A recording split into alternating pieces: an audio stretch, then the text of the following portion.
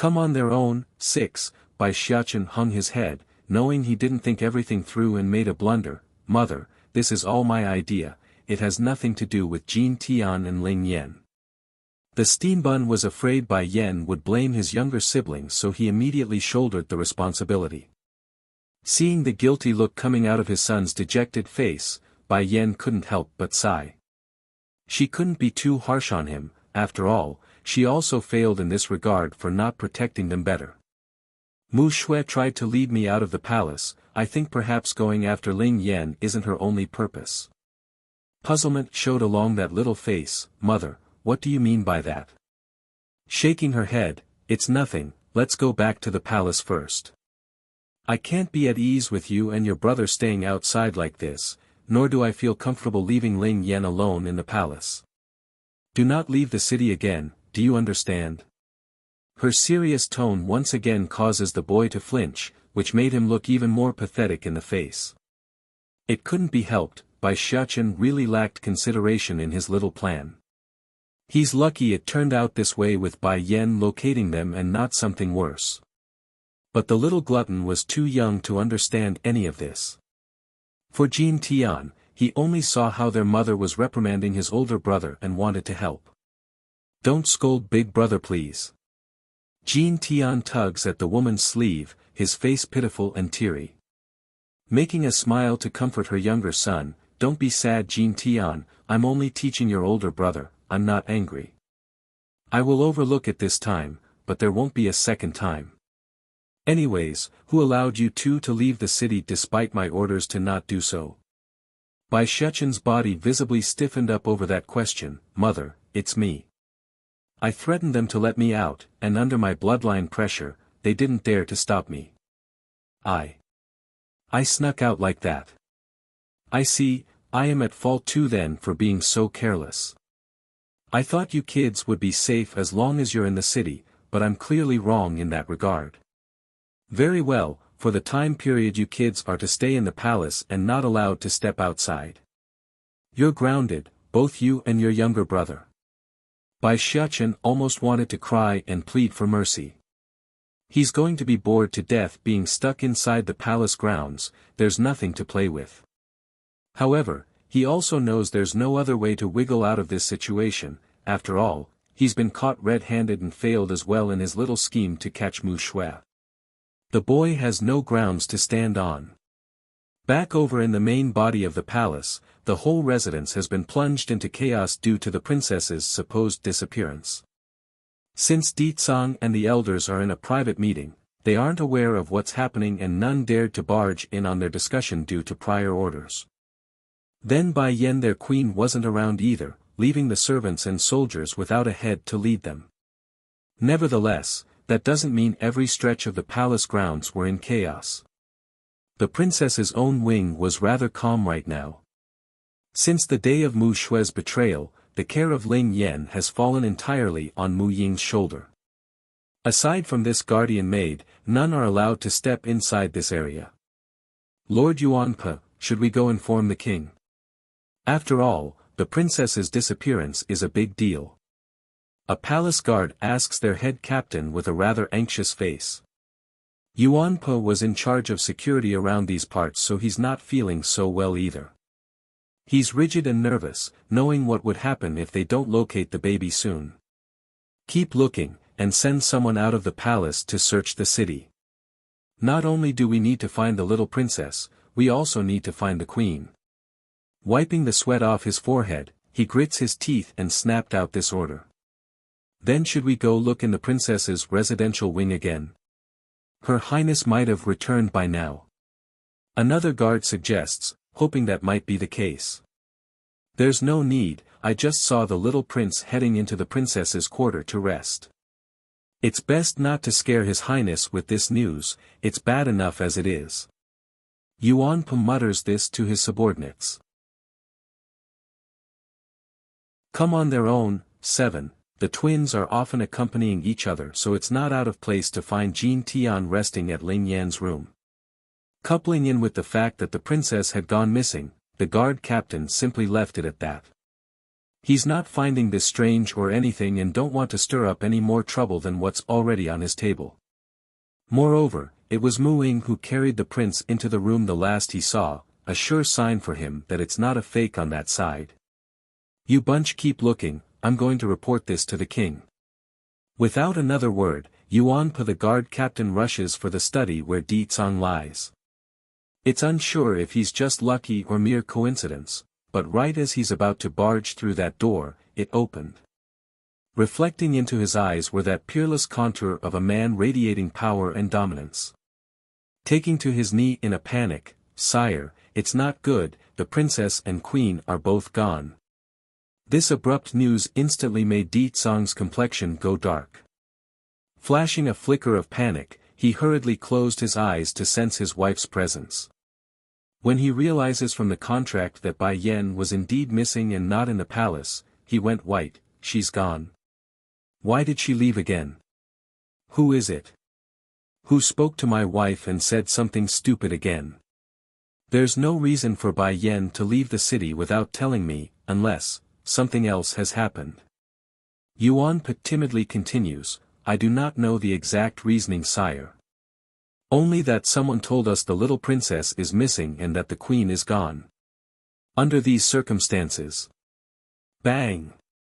The eyes coming off of Di Tsang radiated a murderous frost that was both violent and unnervingly calm, causing those around this demon king to flinch backwards.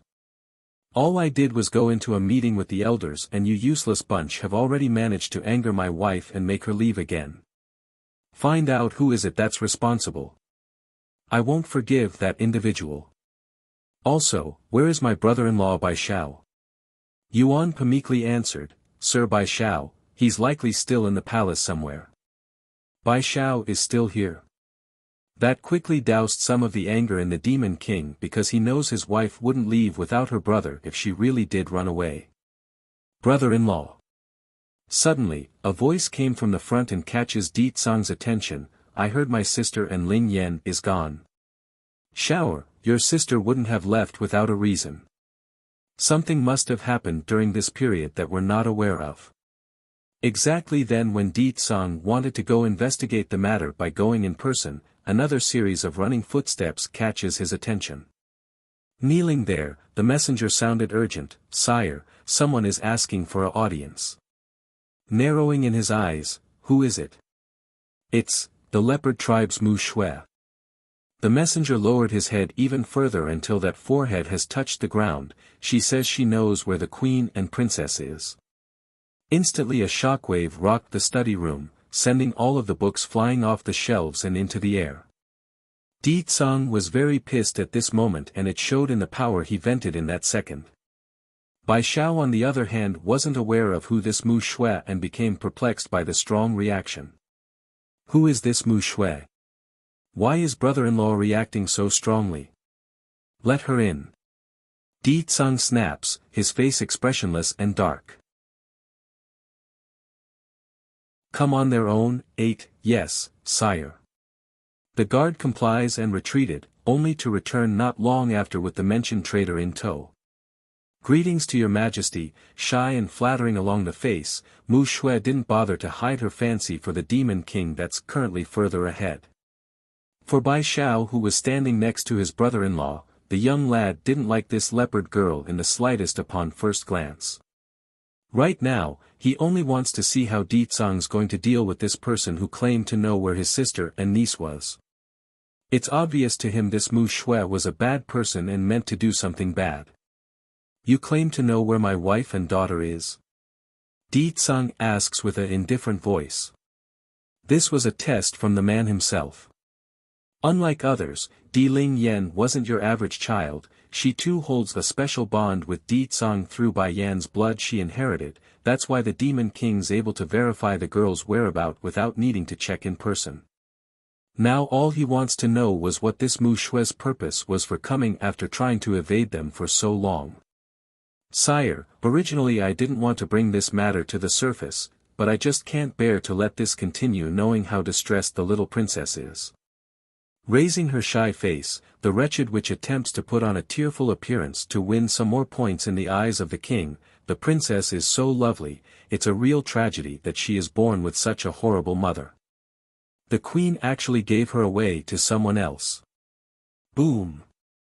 In an instant, a gust of wind surges forward from Di Tsang's body, causing a rising level of murderous intent in the air. What nonsense are you spouting? Bai Xiao also got angry and roared out his response by punching the girl's gut, which directly sent her flying back as well. I dare you to frame my sister again. A crunching sound could be heard from the lad's clenched fist. I won't let anyone frame her or talk bad about her. Oomph! Coughing a mouthful of blood after crawling back up, Mu Shui felt great in light of the injury she sustained. The very fact that the person was acting so livid brought endless joy to this twisted woman's heart. Everything I said is true, I've seen it with my own eyes. The queen is still a human, of course she would want to side with her own kind from the celestial palace. Seeing the increasingly dark expression coming out of Di Tsang's face, Mu Shui's voice also grew much more excited, so, out of concern for the princess's well-being, I followed those people. Without giving her a chance to defend for the second time, Bai Xiao throws another punch with his fist, but this time around it was aimed at the nose. He cracked it, causing a stream of blood to come flying out of those two holes. I'm telling the truth. I saw it with my own eyes. Sire, you need to save me from this madman. I know a way to save the princess, she pleads, finally feeling the pain reach her brain for once. Ha ha ha. Bai Xiao couldn't take it anymore and bursts out laughing in an ironic manner. Ling Yan is my sister's daughter, why would she give my niece away to someone else? Explain that. Come on their own. 9. Mu Shui bit her lips. Because those from the celestial palace promised the queen extraordinary benefits, that's why she sold the little princess out to them. If His Majesty doesn't believe me, then you can search the city. I guarantee they won't find the princess anywhere. As long as the little princess is in that place, then these people in the palace will never be able to find her. By then all I need to do is bring the girl back. My sister sold Ling Yan out. That's my sister's biological daughter. How could my sister sell her own daughter? In this world, no one knows Bai Yan better than Bai Xiao. For example, in order to give birth to Xiachen, the woman had to endure incredible pain and suffering just to make it to the date of birth. Now to be told his sister would sell out just because of some benefits. How laughable. Di Tsang's eyes were also growing dangerous. Smiling sinisterly, oh, then are you able to find my daughter for me? Brother-in-law. Bai Xiao swings his head around, those eyes showing incredulous disbelief. Does he really believe this woman? Doesn't he know my sister's personality? Di Tsang ignored the face he was getting and continued to stare coldly at Mu Shui. As a result of this, the witch actually mistook this as a sign that she's won and revealed a look of joy along that face. Don't worry, Your Majesty. When I saw the deal between the Queen and the Celestial Palace's spies, I have already ordered my people to go follow the princess from the back. She smugly smirks at no one in particular. After all, I have long taken the princess as my own since the day you wanted to make me your consort. Even if the Queen used her running away to force you to depart for a while, I would never bear to hurt the princess. Boom! But before that smug face could finish all her nonsensical rant, Di Tsang's incredible aura had already come pressing down from above. Next thing the witch knew was her own throat being choked by that powerful hand. You want to be my consort? Is that why you keep spouting those rumors? Maj Majesty. Panic showing now along the face, I only spoke the truth, you have to believe me. Di Tsang openly grunted there. Forget about whether or not this woman had a plan in mind for coming, he himself knows for certain Di Ling Yan was currently sleeping in her bedchamber. What kidnapped? Ridiculous. Boom. Slamming the lump of meat in his hand down to the ground in a bang, the outraged father didn't hold back as he dished out the appetizer for the impending punishment. You think I wouldn't know my own wife compared to someone like you? Moreover, when have I ever said I wanted a consort? Who told you such nonsense? Sneering in his tone, the man shoots down death glare after death glare. You, Mu Shui appears stunned along the face. Isn't that what you were intending when you picked us out to serve the little princess? How can you determine an unborn baby's gender? Until now, Mu Shui still remained stubborn on her opinion about Di Tsang trying to take her as a consort, and that it was Bai Yan who ruined her chance by running away and forcing the king to leave. Able to read the thought coming out of this miserable being that only knows how to greed after what doesn't belong to herself, the demon king did the only thing he felt was right, and that's to stomp down at her puny body. Instantly, Mu Shui had felt it, the cracking sound of her rib breaking, the pain so strong she promptly broke out in cold sweat. The fact that I'm choosing maids to serve my daughter should have been enough to tell I knew beforehand. Just because you fools can't tell doesn't mean I can't. Come on their own. 10. The killing intent coming out of Di Tsang has grown even more intense. Speak, are you the reason my wife left the palace again this time? I will only give you this once chance, so don't even try to lie. As long as you speak the truth, then I will let you keep your body intact. Pursing her lips into a thin white line, I did not lie. The queen really did sell the princess out. PFFF. Those last words didn't even get to finish before Di Tsang once again acted.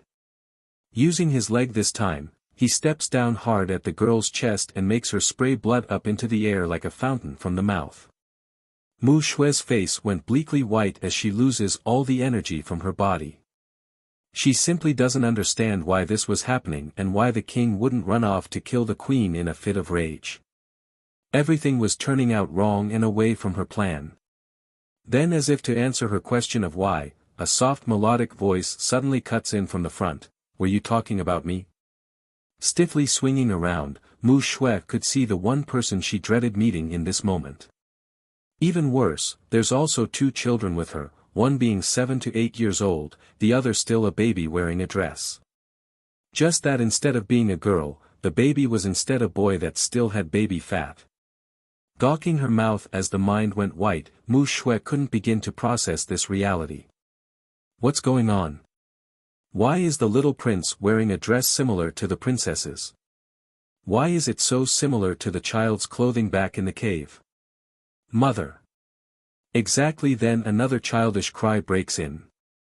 This time around, it's Muing walking inside with a baby girl in her arms. Ling Yan. Bai Xiao also appeared, stunned by this twist of event. Staring dumbfoundedly at his own niece, who toddled over to her mother. What's going on here, sister? Isn't Ling Yan supposed to be missing? And why are the twins cross-dressing? Oblivious to the stir she herself has caused, Ling Yan only wanted to snuggle her head inside Bai Yan's arms. Mother's scent is the best. I prefer mother's hug more. Ling Yan was tired earlier, so I had Muing take her to rest. As for her clothes, I had them changed as well. That said, Bai Yan then casts her eyes downward at the pale-stricken Mu Shui. I didn't think you would be so dumb to bring yourself to us when we were looking for you. I didn't think you would be so dumb to bring yourself to us when we were looking for you. This sentence wouldn't stop echoing in the witch's head, which directly causes her to tremble profusely, knowing what it meant. It's intentional. Everything is intentional. She deliberately lured me so I would fall into her net on my own. In the end, she's worried I will steal the king's favor. That's why she's doing all this. Biting her lower lip, Mu Shui finally came back to her senses. Even now, this wretched witch refuses to admit everything was her own delusion. Come on their own. 11. You betrayed me. Mu Shui lashes out after finally noticing the timid-faced maid that's been standing there further in the back. It's pointless to keep acting at this point because she knows everything has fallen apart. No wonder, now it all makes sense. She betrayed me, this red leaf betrayed me and sold me out to this woman. Ignoring the glares of immeasurable resentment coming out of her brother's kidnapper, Red Leaf comes forward on her own and bangs that head against the floorboard. Sire, I am a criminal and a sinner. Mu Shui kidnapped my younger brother and used him to threaten me, forcing me to kidnap the little princess so that she can have a chance to become your consort. I know my crime cannot be atoned with mere words, but I implore your majesty to save my little brother, he's innocent and have nothing to do with this. I only have him left in my family. The more stressed Red Leaf became, the more the tears came pouring out of those eyes. If at first she didn't know the purpose of Mu Shui wanting to kidnap the little princess, then she definitely knows now after seeing the situation. The witch didn't want to kill the baby girl at all, she wanted to use the child to frame the queen and make the king become enraged. By then Mu Shui would use this opportunity to find a place in the palace and become the next queen, or at minimal a consort. Such a ridiculous plan has no future, Red Leaf could see that. It's a path doomed to failure and only the most insane and senile would dare pursue. Move aside. Giving this order was none other than Bai Yan, who had finished cuddling her own daughter. The demon guards of course responded right away, which they did by spreading into an open line to allow the family to come forward. Do you know that Ling Yan is my daughter, the princess of the demons? Considering what you've tried to do, me ordering you to be skinned alive and beheaded wouldn't be an outstretch of my authority. The second she said that was when she strikes. Boom! Mu Shui couldn't hold back her screams then as the incredible level of pressure came crushing down from above the head. Don't think you're all that, Bai Yan. Gritting her trembling teeth, Mu Shui refuses to yield, you're nothing but a human. If not for the fact that you gave birth to 3 of the king's children, he wouldn't even bat an eyelash at you. Practically yelling now like a mad crazy fanatic, you have a heart of poison that's polluted with jealousy. The king only wants a consort, yet you used your belly's unborn baby to threaten him by running away. He's a man, and a man deserves to have multiple wives. It's bad enough you won't find consorts for him as your duty requires, now you're interfering with his wish. By Shechen's determination, 1, looking at Mu Shui's madness-filled eyes, Bai Yan takes over and stops her husband's readying attack. Smirking on the face, if you have anything to say then go ahead and say it now because you won't be able to after your execution. Going crazy with bloodshot eyes, the witch refuses to submit and turns to the other demons, you all see this? She is a human, she is doomed to betray us all. In their eyes, we're no more than tools and food to be eaten and used, do not trust or follow her. She is not qualified to be the queen. The faces of the elders present didn't budge or betray any sign of hesitation, rather they're only looking at this soon-to-be-dead girl with contempt. Stamping down with her feet against Mu Shui's chest to make her shut up, you said I am not qualified to be their queen. Then who is? Breaking out into hysterical laughter, the bloodshot-eyed Mu Shui said the most obvious thing in her mind, of course I am. If I am the demon queen then I will help the king take in as many consorts as he wants. I will handle everything in the harem and keep the palace in order. And if he wishes for it, I can also produce as many children as he wants, all more outstanding than the 3 runts you created. I am the perfect queen. PFFF. In a swift flash of cold metallic glint, Mu Shui's foul tongue was sliced off, letting that filthy lump of meat fall to the ground while the girl herself squirmed in agonizing pain at the lost appendage. Yen, she's too disgusting, I really can't stand it anymore. Di Tsung murmurs this from behind like an innocent man-child. He knew his wife wanted to get more info out of this filthy witch, but it's just too much for him. Di Tsung couldn't handle the kind of stuff he's hearing, hence his maneuver to silence that mouth. Visit my site on Catranslation if you wish to read ahead of public releases. As if clapped by thunder, Mu Shui's squirming body froze up like a block of ice. Her eyes only had disbelief and pain left in there, like she doesn't deserve any of this. Why? I have already expressed my feelings to the king, so why is he doing this to me? Batty father, Bai Shechen inappropriately chimes in with a displeasuring face, this woman said she will make lots of babies with you. Di Tsung's face went a shade darker over the jab by his son, her breed can only produce low IQ kinds, she can never be compared with your mother. It frustrates him why everyone keeps saying he wants to take consorts. He's said it many times already, there's no such thing, so why does he always end up in these situations? First Elder, Di Tsang hurries to express his unity, grabbed his wife into a hug. You pass on my word, in this life I will only have children with my one and only wife. If anyone dares to have ulterior motives or spread rumors again, their punishment will be the same as this Mu Shui. Complying by cusping his hand, yes sire, I will make sure everyone in this city and all of the demons under our influence hear about this lesson.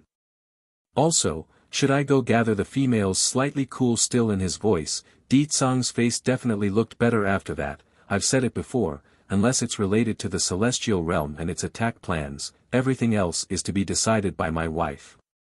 So, you should be directing that question to your queen.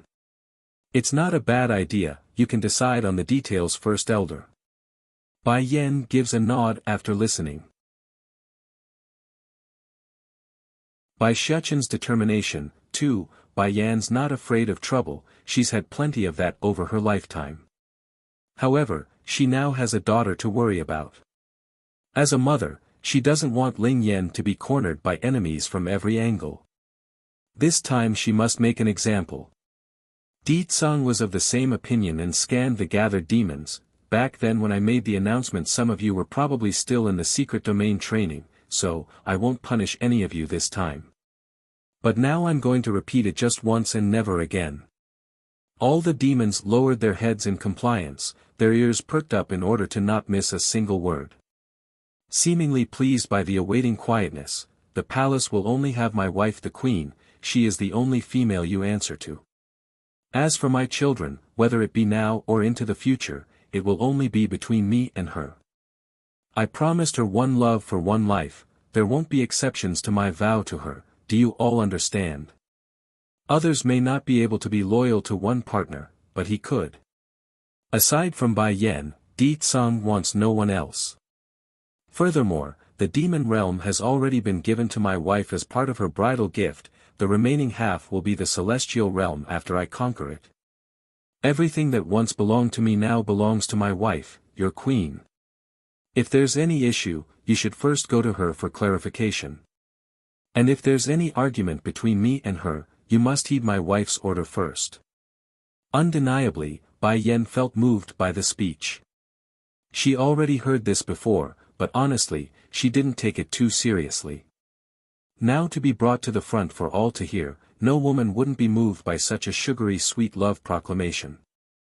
Mu Shui on the other hand didn't fare any better than before, in fact, she's falling into despair. Deeper and deeper until her whole body squirmed together into a fetal position. One life one love, not even father can give mother this vow, let alone be faithful and carry it out. This was it, the witch finally got it. From start to finish, she's been fooling herself. If the king really wants a consort, can the queen really stop him? Even if she used a child to threaten him, wouldn't he be able to produce more with no repercussion? And now, he's giving the entire demon realm to her as a gift. Haha. Chuckling to herself in a self-ridiculing manner, Mu Shui closes her eyes and said nothing more. There's no point. Whatever hope she clung onto has been destroyed. All that's left was for whatever's going to happen. However, that wasn't to say others were just going to let the foolish girl go just like that. Bai Xiaoqin still had business that's unfinished. Where did you hide Red Leaf's brother? No reply came, only a slight whimpering. I promised her that I would get her brother out, and now you will tell me, where's her brother? If you say then I'll let you meet your end painlessly. Mother said, a man must keep to their promises, and I made a promise to Red Leaf. Then it hit the steam bun as further whimpering came. I forget that you can't open your mouth because you lost your tongue. Alright, use your finger and write the answer using your blood. Mu Shui didn't do as the boy ordered, only turning that head around to meet Red Leaf's gaze. Suddenly, a cold chuckle comes off of this crazy witch as those eyes turned madly sharp. By Xiaoqin's determination, 3, since Red Leaf betrayed me and caused my plan to fail, then there's no reason to not make this woman suffer just like myself. If I go down then someone else will also go down with me. Thinking up to here, Mu Shui didn't hesitate and moved her blood-stained fingers to write a line along the ground. I didn't take her brother, I merely killed him. She's not stupid enough to really bring a baggage around. What if that baggage exposes her presence? So, after taking the kid out of the city, she killed the boy and buried his remains across multiple locations. Looking at the line of blood letters there, Red Leaf instantly went white as the blood drained from the face. You're lying. Throwing herself at the murderer of her only family, Red Leaf kept screaming and tugging at Mu Shui's collar. You're lying to me. I know you hate me for betraying you, but you can't deceive me. My brother isn't dead, he can't be dead. Tell me where he is now. The murderess witch only snarled, showing off her bloody teeth in the process and conveying her contempt for the other side. I already killed him. Only you are stupid enough to believe me about releasing him afterwards. If you hadn't betrayed me, then I would have sent you along to see your brother by now. Mu Shui writes another line with her own blood. He is dead, and I've scattered his remains across the wilderness. You will never be able to see him again. Afterwards, she started to cackle like a crazy fanatic. Just that instead of actually laughing out, her mouth only made a weird audible gurgle due to the lack of tongue. Red Leaf wanted to pummel the truth out of this girl, but the more she punched Mu Shui, the more she knew it was hopeless. You're lying. You're lying. You must have hidden him, that must be it. Give him back to me, give him back. Mu Ying never showed any reaction from start to end during all this. The only exception was after Mu Shui wrote the bit about killing Red Leaf's brother. According to her own memory, that child has always been kind and smart while they lived at the tribe, a good person all around.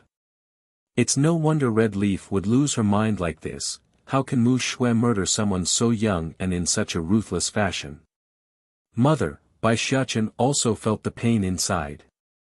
Gently pursing his own lips, if someone kidnaps Ling Yan and Jin Tian and then killed them, I'm sure I will also lose my mind like her. That kind of loss would bring unbearable pain. No one should have to endure such misery. Understanding why her son was acting this way, Bai Yan reassures him by rubbing the little head before turning to her own brother Bai Xiao. Yes, Xiachen, I understand her. I wouldn't want to experience what she's going through either. Thank goodness nothing happened to Xiao. Bai Xiao of course understood what his sister meant by that remark. He too wouldn't want such grievance to appear along any of his family's face either. Bai Xiachen's determination, for, after venting her anguish, Red Leaf finally collapsed to the ground, her face sobbing with pain. Initially her quiet weeping only sounded like a whimper, but soon changed to an emotional cry of wanting to change this cruel reality. It's resonating among the crowd because it's too powerful. Yan, let me handle the rest from here, I'm sure you are tired after today's event. Di Tsang suggests from one side, not wanting his family to see what's going to happen next. Then turning to the villain of this incident, the Demon King completely loses his warmth that he explicitly saved for his wife. There's only cold hard ruthlessness in those eyes when watching the bruised piece of rag that was Mu Shui right now. Okay. Bai Yan nods after seeing there wasn't much life left in that lump of meat anyways. You lured her here so you clean up after yourself. I'm taking the kids back to rest, they've been scared enough today. With that, the Demon Queen turns to her eldest boy who looked pathetically guilty. Originally she still had some harsh words for the steam bun after he ran away from the city and attempted that foolhardy plan, but she's his mother. As any mother, they could never be too angry at their own child. Do you understand not to leave the city again? She asks with a lecturing tone. Bai Xiachen immediately nods in a desperate manner like he would never make the mistake again. Then take your brother and sister back to their rooms. Mu Ying, you continue to watch over them, I don't want you by their sides at all times. Yes, Your Highness. Mu Ying respectfully complies, never once giving her younger sister a glance. She knows as well as anyone, Mu Shui's fate was her own doing and couldn't be blamed on anyone else. Shower, come with me. Bai Yan then gives her own brother a meaningful glance. Bai Xiao didn't know exactly what the conversation was going to be about, but he could mostly guess. So, for a split second he hesitated but was inclined to follow anyways. Their family shouldn't try to keep things hidden. Sire, what about this woman then? First elder points to the weeping sister who still wouldn't stop crying. Shifting his attention to Red Leaf, Di Tsang continues to show his cold gaze but without the hardness. Tell me the details. Trembling over that dominating voice, Red Leaf gradually managed to hold back her tears enough to give the full story, from how her younger brother got kidnapped, then how the steam bun caught her in the act and of the plan they used in the cave. She said it all. Likewise, Di Tsang's complexion grew darker and darker as well. That rascal always did like to win. If he knew the scheme then he should have come back to tell us instead of acting on his own. Does he really not trust me, his old man, that much? Sire, from my view this is the prince looking out for you. He doesn't want to bother you with such small things, so he did it himself. Within the higher-ups of the demon realm, no one dislikes the prince, so First Elder's first reaction was to defend the rascal kid, afraid the king would punish the boy somehow. Mu Shue's death. 1. It seems the little rascal has won everyone over while I'm not aware. I might as well make him the king that way if he's so popular, that way the throne is secured. First Elder visibly flinched as his mouth twitched at the jab. It's no secret to this old-timer that Bai Xiachen doesn't want to rule over the demon realm, otherwise why else would Di Tsang say that? Taking a few steps back, His Highness won't let me go if he finds out I'm the cause. Humph, it's not a problem to side with Xiachen in front of me, but remember who is really in charge of the demon realm right now. Di Tsang sourly states this, not willing to lose face despite being a wife slave. Wiping some of the sweat off his forehead, First Elder felt troubled and caught in a bind. Of course, Your Majesty, I will only side with you in the future and not the prince. I will especially side with you when the queen gets involved. However, instead of getting happy and lighting up, Di Tsang's mood only grew dimmer. It seems my words never got through to your head. Whether it is Xiachen or me, everyone must side with my wife when caught in an argument. If my wife says one then you can't say two, do you understand? In short, he's allowed to lecture the boy if Bai Yan's not involved, otherwise they must support whatever the demon queen says if she does. Almost wanting to roll his old eyes at the contradicting order now, First Elder wanted to facepalm himself. Yes, of course, Your Majesty. Only then did the demon king remove his gaze from the troubled senior. Mu Shue, who's been lifelessly lying on the ground, didn't miss that proclamation, of course. This was equivalent to a second punch in her gut, making the girl puke blood due to the unwilling frustration she felt. Red Leaf on the other hand remained silent to one side. She's also feeling guilty and complex inside. If she had known Bai Yan would be this favored before the king, then the woman would have long come to report Mu Shue's crime and scheme. Now the damage has been and she could never repair what has been done, nor could she revive her own dead brother as a result. I'm partly responsible for my little brother's death, I'm at fault too. Understanding this much, the pained older sister closed her eyes and placed all the guilt on herself.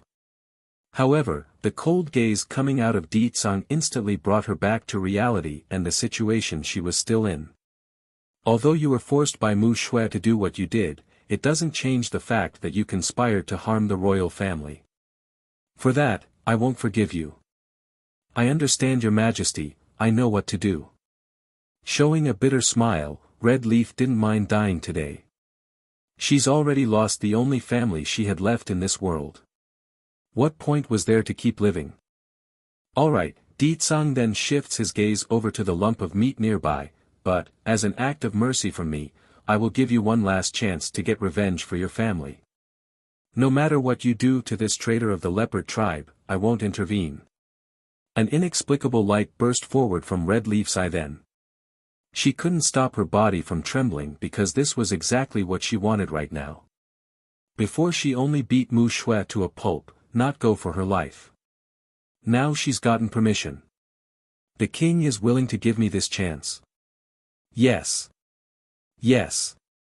I will make this vile witch pay for what she did to my brother. I will let her know what it means to suffer. Mu Shui's death, too. Thank you for gracing me with this opportunity, Your Majesty. Kneeling there, Red Leaf felt genuinely thankful for this chance to exact her suffering on the one responsible. So what if the king doesn't intend to forgive me? I only wanted my brother back when I made the deal with the prince. Now that the goal is gone, this is the best I can ask for. I don't want to live anyways without my younger brother with me. 5 days, I'll give you 5 days to torture her as you please. Afterwards, you are to do the deed on your own. I won't send my subordinates to check on you. After dropping this sentence, Di-tsang didn't turn back and brushed past the lady. Standing up to show a look of pure hatred, Red Leaf didn't get swayed by the implication of that sentence. Di-tsang was saying she could flee afterwards if she liked, but that's a pointless gesture of mercy on his part really because she had no intention to continue living. Mu Shui, you killed my brother. Why did you kill him? A flash of panic flickered in Mu Shui's eyes. Making a whimpering sound, the witch attempts to crawl backwards as fear takes hold along that face. To be clear, this vile being wasn't afraid of dying at this point, that's the least of her concern. What she's afraid of was not being able to die for the next 5 days. She doesn't even want to begin to imagine the sort of torture that's coming. Graghai. She tries to speak out and beg for mercy, but all that came out was an indistinguishable garble of nonsense from Mu Shui's mouth. But then again, Red Leaf wouldn't have cared either way regardless of what she said. Coming closer and closer, this lady looked dreadfully dark and scary as her expression becomes twisted and evil at the thought of what she could do. It doesn't matter if you can't talk, I still have 5 days. In these 5 days, I will make sure you understand what it means to suffer a horror that's worse than death. I know you will like what I have in store for you. Somewhere else in the palace that much quieter and less rowdy. Sister, is there something else you need to say to me? Bai Xiao eventually couldn't hold back his impatience and asked. Stalling there, Bai Yan slowly turns around. Xiao, do you have anything to tell me? Lowering his eyes in a contemplative manner, the boy appears hesitant. Sister, I want to protect you like back when we were in the Luhua kingdom. I want to be your shield like before. Even if I have to pay a much higher price, I don't care, I will protect her. I don't know what you've been through after we separated, but you need to understand, I'm no longer the weak and frail girl from back then. If anyone should be protecting anyone, it should be me protecting you as the older sister. Taking a step forward, Bai Yan grasps onto the young man's shoulder to reveal a firm look along the face. Sister, I will protect myself, I won't make you sad. For you, I will protect myself and not let you endure that kind of suffering like today. Bai Yan knew her persuasion likely wouldn't work knowing how stubborn this brother of hers could be. Even so, she couldn't just say nothing and not try after what she witnessed. No matter how much this lad grows, he would always be the same kind and warm person that he was back then. Bai Yan's opinion of that would never change. Mu Shui's death, 3, alright, if you don't want to stay then I won't force you. I believe you will one day be able to break free like a caterpillar transforming into a butterfly. Radiating a glow in those eyes, Bai Yan's tone was firm and strong. Sister, Bai Xiao brings her into a hug, letting his body to show off his emotions right now. In this life am I blessed to be your brother.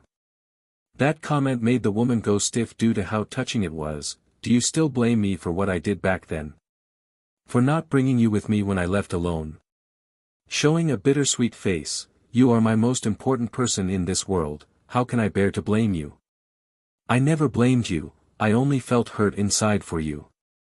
You were pregnant, alone and wandering out there by yourself. My only regret is not being able to be there with you during those difficult times. If I had been there, I can at least help protect you and look after you in some way. Pausing to reel in some of the emotions that's quickly swelling out from his eye, sister, although we had a bad life in the Bai household, but you didn't suffer too much pain under that vile woman's hand. Sure, we couldn't eat well or dress well, but you were always able to avoid any pain. Then, as if remembering the times where it's only the two of them trying hard to make it through each day without starvation, Bai Zhao's voice suddenly firms up. After you left, I was worried sick about you. I kept wondering if you were going to freeze to death or die of hunger by yourself. I can't even fathom enduring the harshness of the wild by yourself. You were so timid and small, unable to bear any scare. I felt so useless knowing I've allowed you to be placed in that situation. That's right, one of the driving forces behind this young man's desire to grow strong was partially a sense of guilt. He's still unable to get past the fact he couldn't protect Bai Yan back then and allowed her to go through all those hardships alone. I know you want me to stay with you, but you have too many enemies. What if I become your baggage, what then? I want to stand by your side and become your shield, your protective wing, not someone that hides behind you and couldn't do anything when the danger comes. Bai Yan couldn't say she wasn't affected by what she's heard. When she moved her jaw to speak, no words came in that moment, only a momentary silence hanging in the air. But that state didn't last long once she realizes her own awkward state. Shower, this life, I owe you too much. You do not owe me anything, sister. I didn't know better back then, but after learning the details of why you ran, I knew you didn't have a choice. You were barely able to escape on your own. How could you come back to retrieve me when the situation was so critical? Bai Xiao was no fool, he's very smart and intelligent. If Bai Yan did return after escaping at first, then those people would have placed a net around the estate and recaptured his sister that night. Shower, thank you. She raises her hand and brought her younger brother into a heavy hug. Thank you for staying with me. No matter if we're poor or rich, I will never abandon you. Smiling at those words, Bai Xiao felt the same. Sister, sometimes I really wonder if I'm indebted to you in my previous life or something. That's why fate is pushing me to use this life to stay by you and always stand with you. For you, I will forsake the world. All right. I'll wait for you to come back. No matter when that is, this will always be your home. Bai Yan says, her eyes longing and hopeful. As long as the place has me, it will always be your home. In a cloud-covered valley some distance away, Chu Yifeng was standing there with a gloom across his face while confronting someone that's of similar appearance. This individual had a similar air, but was more surreal and indifferent to the things around him. That stranger was Chu God, a man that has time and time again saved Bai Yan in the past. You stay away from Yen'er and her son. The young lord of the Holy Land demands with a tone that's lacking in temperature. The man opposite of him smiled, don't forget why you exist in this world. You're not qualified to interfere with my business. Making a crunching sound as his fist clenched into a ball, Chu Yifeng clearly appeared frustrated. Yen'er is someone I will protect with my life, I won't allow anyone to hurt her, even you. Apparently that proclamation had a stinging effect on Chu God, which made his expression grow faintly sad from the surface. If back then I was as firm as you, would she have left me? Unfortunately, he made a mistake, a huge one at that, causing him to lose the one woman he loves. I know you are aware of a lot of things already, but she doesn't remember anything still. When she does though, she will undoubtedly hate me and blame you. Chu God's expression suddenly grows heavier. Even so, are you still going to stand by her like always? You are you, I am I, don't compare me with you. Chu Yifeng's voice sounded borderline apathetic there. Perhaps only matters related to Bai Yan would be able to stir the feelings inside this man. Everything simply doesn't rouse a reaction, the young lord of the Holy Land. You should know that we are, shut up. Not waiting for Chu God to finish his sentence, the younger one cuts him off. What you do has nothing to do with me, Yen'er is the one I've chosen to protect with my all. You and I are not the same. This person would forsake Yen'er for the world, while I will forsake the world for her. Chu God is not me, and I will never be him. Not getting angry at all, the celestial lord actually smiled there. I hope you can be like that and never change in your decision. The mistake I made can never be redeemed, so I hope you won't go down the same path I did. Chu Yifeng openly sneered at the slightest hint of that possibility. You care about too many people. The celestial palace, the world, and those that you don't even know, you forsake her for them. Know this, I won't do that, I won't go down that path, so you can rest on that idea. What does the survival of this world have to do with me? As long as Yenner can live a safe and happy life, they mean nothing. For you, I will forsake the world, too. Is this all you have to say after coming to find me? After a long silence, Chui God once again spoke, his appearance returning to the indifferent attitude he has towards the world. I only want an answer to one question: why did you deceive Yenner? Why did you put Xiachen and her in danger? You know the Sky Fox's blood can't remove that darkness in the boy. Smiling bitterly along the face now, the celestial lord almost appeared emotional there for a split second. I did it for her sake.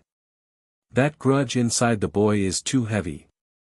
Sooner or later it will undoubtedly harm her, not to mention it's the only way to allow Xiachen to grow faster. Only when the boy grows stronger will he be able to protect her safety. Boom! Chu Yifeng disappears in a flash, reappearing directly behind his counterpart in the next. However, instead of actually making contact with his attack, the surreal and indifferent celestial lord disappears from the spot, only to come back into existence atop of a hilly cliff not far away. You're not my match, so let's stop this. Chui God says with a hint of humor. Stopping in his action, Chu Yifeng snapped back, if you really care for Yenner then you should be discussing things with her, not deceiving her. Do you know how much you will hurt her this way? Yenner is good in many ways, but she's too emotional when doing things. I don't want her to experience danger, the celestial lord counters.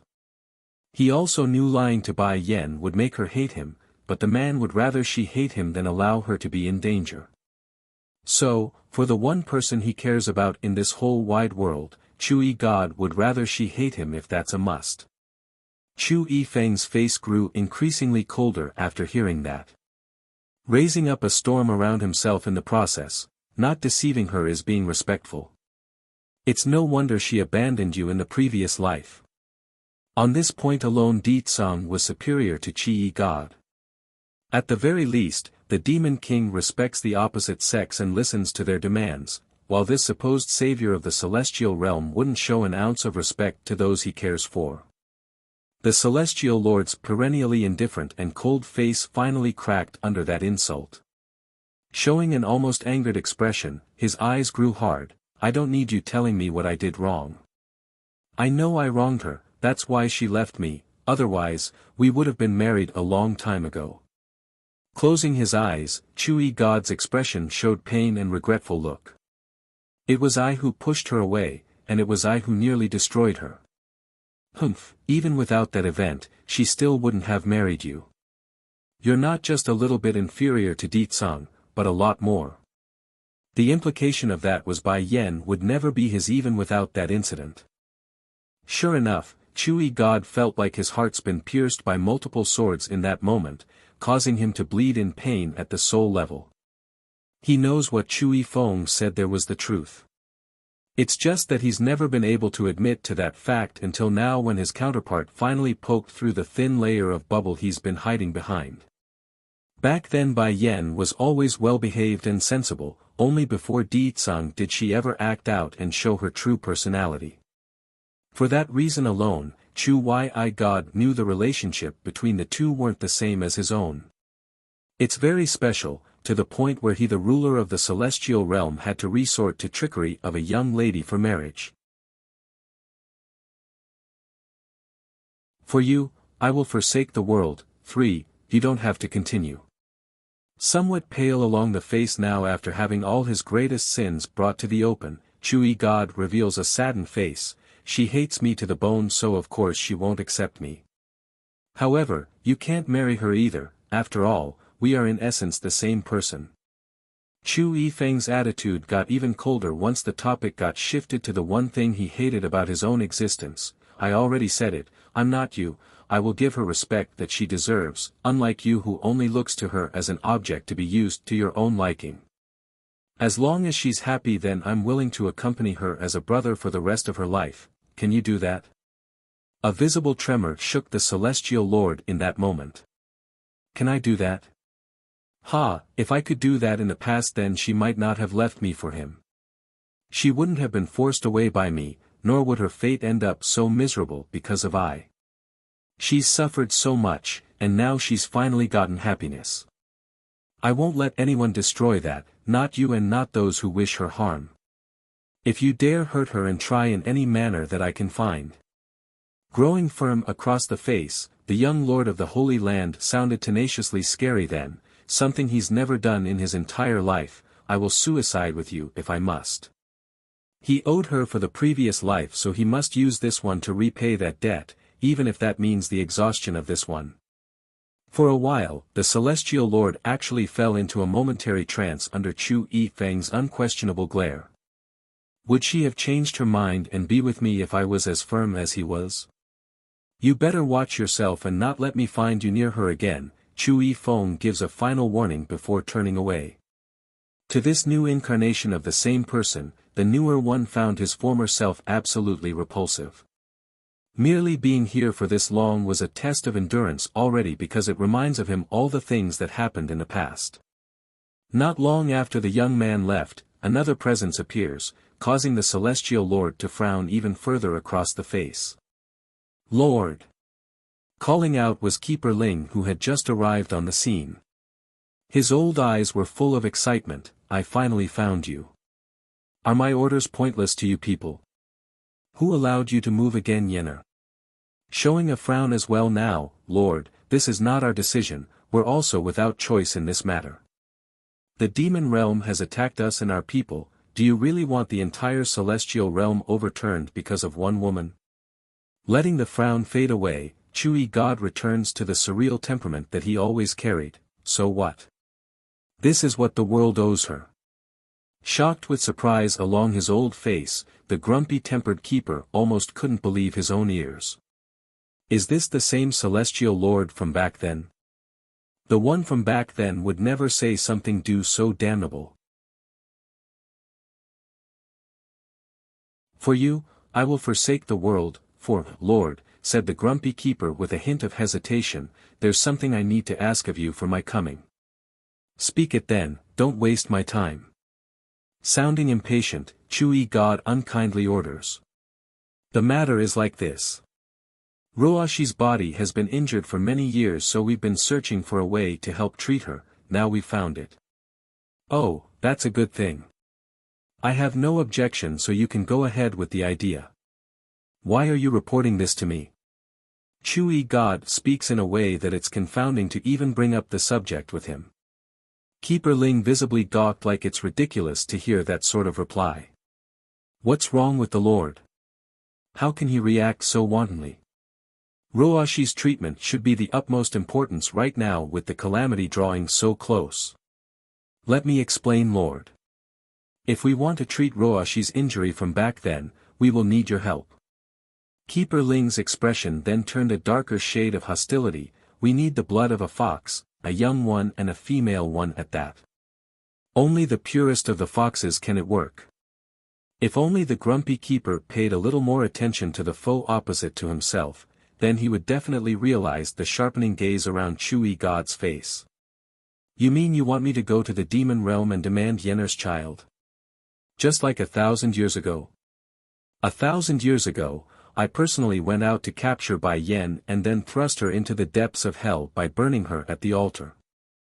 I committed the greatest sin, a sin so great I could never hope to redeem. Now these people want me to repeat that same crime and hurt the one woman I love a second time. Ha ha ha. Unable to pick up the underlying tone there, Keeper Ling continues with respect in his voice. Yes, Lord, we are hoping you can personally go make a demand to Bai Yen and have her hand over a daughter.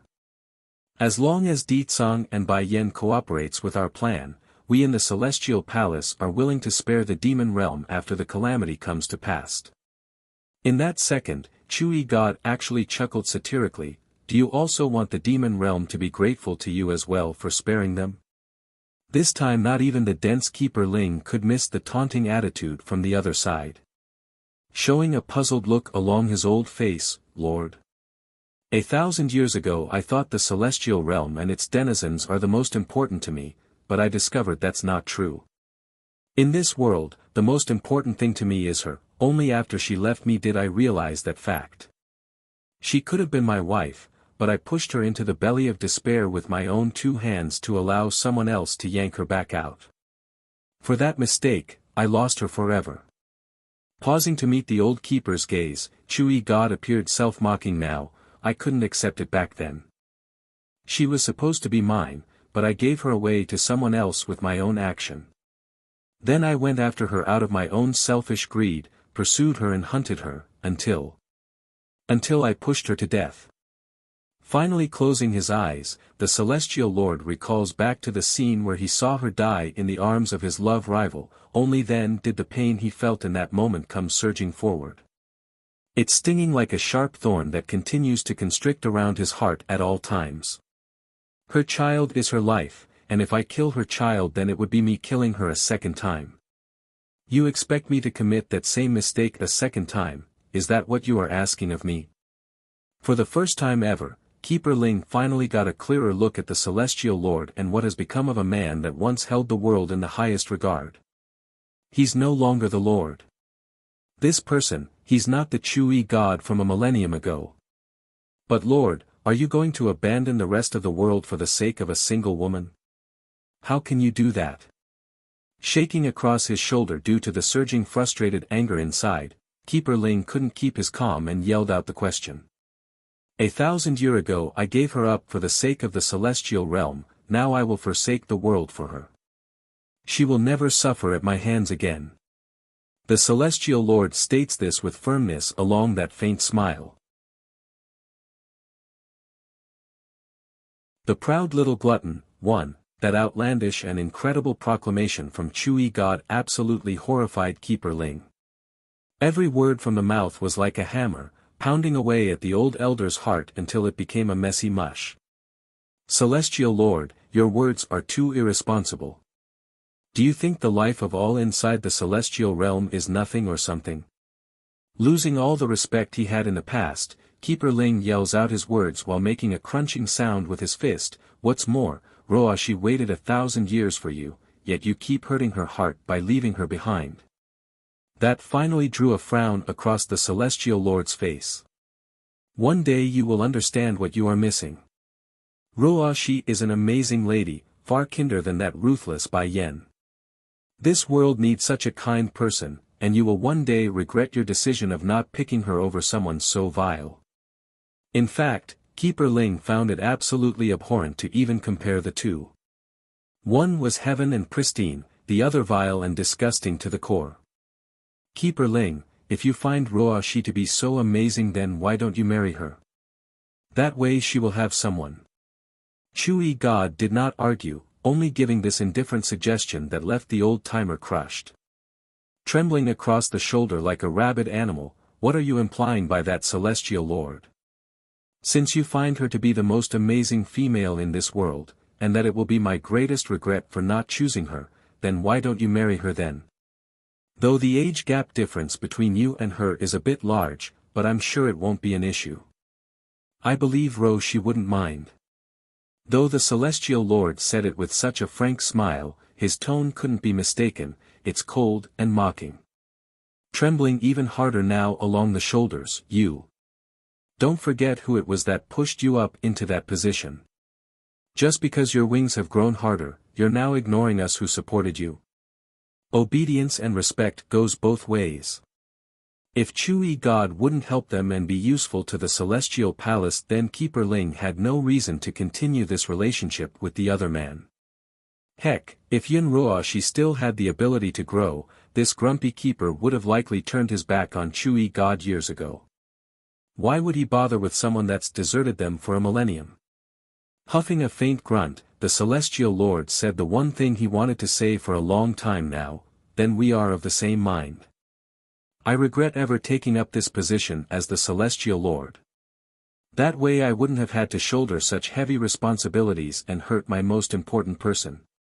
You. Keeper Ling flew into a rage and pointed accusingly at the other man. You only lost a single woman, a vile and wretched one at that. How can you desert the rest of the world for the sake of someone so undeserving?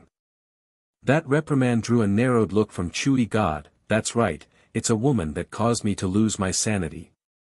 You'll never understand the pain I suffered because of what I did back then. As for why I left the Celestial Palace and kept a grudge against you all, do you really not know, or are you just acting ignorant, Keeper Ling? The proud little glutton, too, Chui God slowly approached the grumpy keeper. What did you promise me first? You clearly said you will only imprison her if I help secure the safety of the celestial realm. I believed you and moved against my one and only love. But you went after her life. Does these people really not understand why I resent them? How ridiculous. They actually think I will still help them deal with Yenner. Showing an ironic smile aimed at no one but himself, Chui God shakes his own head to remove some of the bitterness in his heart. I got the world in my mind, that's true, but I would never want her to die for that. Even if it's a life of imprisonment or a loss of memory, it's still better than what happened back then. Keeper Ling couldn't utter a word under that blaming gaze. It's true, they did lie to their liege, just that they never thought his feelings for her would go that deep, so they never thought anything of it. Celestial Lord, fumbling for a word, the old grumpy elder instinctively takes a step back at that forceful stare. I had no other choice back then. Bai Yan's existence. Her existence will endanger the entire celestial realm. Only when she's dead will I be at ease. Openly sneering at the shamelessness of this old man, Chui God loses usual cool air and becomes more humanistic. It's pointless to keep talking. I will not help you hurt her, and if you push me, I might do something you will regret. Shock and fear gripped Keeper Ling like a haunted ghost would when strangling its victim. He couldn't accept this. It's one thing to be unable to get the Celestial Lord's help, but to be threatened with retaliation if they moved against Bai Yan was unimaginable. After a long while of this awkward silence, the old-timer knew he was finished here. Turning around, he ran for the bottom of this mountain without looking back like someone that was fleeing. Unbeknownst to the grumpy keeper though, Chui God wasn't entirely unaffected by what he himself said there. In fact, the Celestial Lord's expression would grow heavier at each step until a bitter and helpless smile took hold. I won't make the same mistake again, I won't. It was that one wrong step that ruined my happiness. I can't let it happen again, not like that. I will forsake the world if I must, if it means you can gain happiness, Yenner. I will never make that stupid blunder, not unless my soul be thrust into the depths of hell and burned for all eternity. Slowly but surely, Chui God's small murmuring laugh evolves into a hysterical fit that made him lose all of the surreal air that should be unique to this man. But I won't give up on you, not this time. Whatever happiness Ditsang can give you, I can too. I'm going to pursue you again, and I won't fail you, not ever again. In the end, the Celestial Lord still believes he has a chance to win over Bai Yan's heart. In light of all he's done, in light of him indirectly murdering Bai Yan, in light of him causing her child's death, he still believes he has a chance. If this wasn't selfish greed, then what was? The proud little glutton, free, at the same time outside the demon city, a black figure had just arrived outside the main gates to the settlement when the defending soldiers noticed this unexpected guest. Hold. Identity yourself. I heard the demon city is recruiting demunkins, I'm here to join at the news. Hoarse in his voice, the black-robed stranger answers without delay. This causes a series of looks between the defenders. Even so, this wasn't nearly enough to warrant free passage into the city. Cocking up a brow warily, one of the more outspoken soldier steps forward. before you enter the city, we must confirm you are who you say. Stay there while we conduct the examination. Unlike other places, the demon city are indeed willing to shelter demons that are weak and helpless, but that doesn't mean they would just let in any random individual who decides to stroll onto their premise. Slightly displeased in his voice now, the black figure promptly inquires for more details. How long will the review take? You can't expect me to stand around without limit, right? That depends entirely on you. First revert back to your true form and let us have a look to confirm your background. The demon guard states, his voice getting all unfriendly due to the retort. The demand wasn't unreasonable, so the stranger didn't offer any resistance. Taking a step back, he becomes enveloped in a globe of black light before taking on a form of a huge black bird that resembled more of a dinosaur than an actual feathered bird. You are a Pteroraptor crow. The exclaiming demon soldier gawks, his eyes popping out. Of the many bird branches out there, the Pteroraptor crow family was thought to be long extinct. To be meeting one today definitely left the defenders shocked and surprised. I must report this to the king. If this guy's identity turns out fine, then it will be a huge boon to our forces. Reverting back to his human form, is there any more questions? You are indeed a demon like us and not a human imposter. The guard nods. What's your name? Winger. Winger, eh? I need to first report your arrival to the king and then have him decide on your placement. Come back in 3 days, you will have your answer then. That said, the outspoken demon soldier arches his fist in respect, losing any of the unfriendly tone he had earlier. Thanks. Faintly nodding, Winger had no objection to this idea and turned away. Boss, do we really need to make the examination this rigorous and tedious? That person is definitely one of us, and I don't believe our kind would ever want to work with the enemies from the celestial realm. This is not my decision. I can't help it either because the king personally passed this order down. Did you forget what happened with the prince before? We allowed his highness to leave on his own and that angered his majesty a lot. If we make another mistake, then I fear our necks would be on the chopping blocks. You have no idea how much the king loves the queen and how much the queen loves the prince. The prince? Winger stops again after overhearing their conversation. The proud little glutton, for, Roa she said so, if the demon realm has a little princess then she wouldn't be allowed to live, but if they only have a prince then he won't have to kill an innocent child. That's why Winger felt so relieved to hear the news that Bai Yen gave birth to a son. The demon soldiers naturally didn't know what was running through Winger's head, of course. After the stranger left, one of them hurried to the palace to make this report. But because Di Tsang wasn't around at the time, the messenger could only forward the news to First Elder, who was next in charge. Unexpectedly though, Dragon Flame had been walking through this area and caught sight of the happy-looking soldier, thus allowing him to intercept the message as well. What did you say? A member of the Pteroraptor crow family? Dragon Flame asks with a hint of surprise. Lord Dragon Flame, he is indeed a Pteroraptor crow. I can recognize him through what I've seen in the ancient books. There is no mistake. A sense of joy filled the old goat's face then. Are you sure there's no mistake? Fine, take me to him now, I want to meet his boy. His family's elder and I used to have a good relationship. To think that old boy still had some descendants around, what a wonderful news. This, the guard grew hesitant in his voice. Lord Dragon Flame, I'm afraid that won't be possible. That person already left because I told him to come back in 3 days. Frowning along his old face, Alright, I will wait for him at the main gates then in 3 days. If any of you see him again then you must come find me. I need to confirm his identity myself. If he really is who he claims then I must have him stay here with me. Unlike some of the inferior demon races that roam this world today, the dragons and Pteroraptor crow family are both special in a way that they are duty-bound to protect the demon king. Shame though, Dragon Flame was doomed to not meet Winger. The assassin's purpose in coming was to confirm if Bai Yen gave birth to a prince or princess. Now that he's made sure it's a boy, he had no other purpose in returning and left confidently. But that wasn't to say this matter would go unnoticed.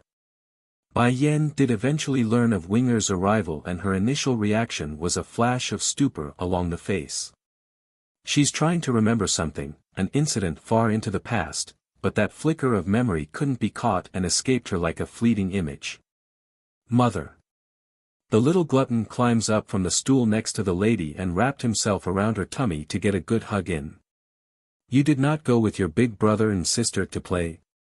Bai Yan asks with a motherly smile.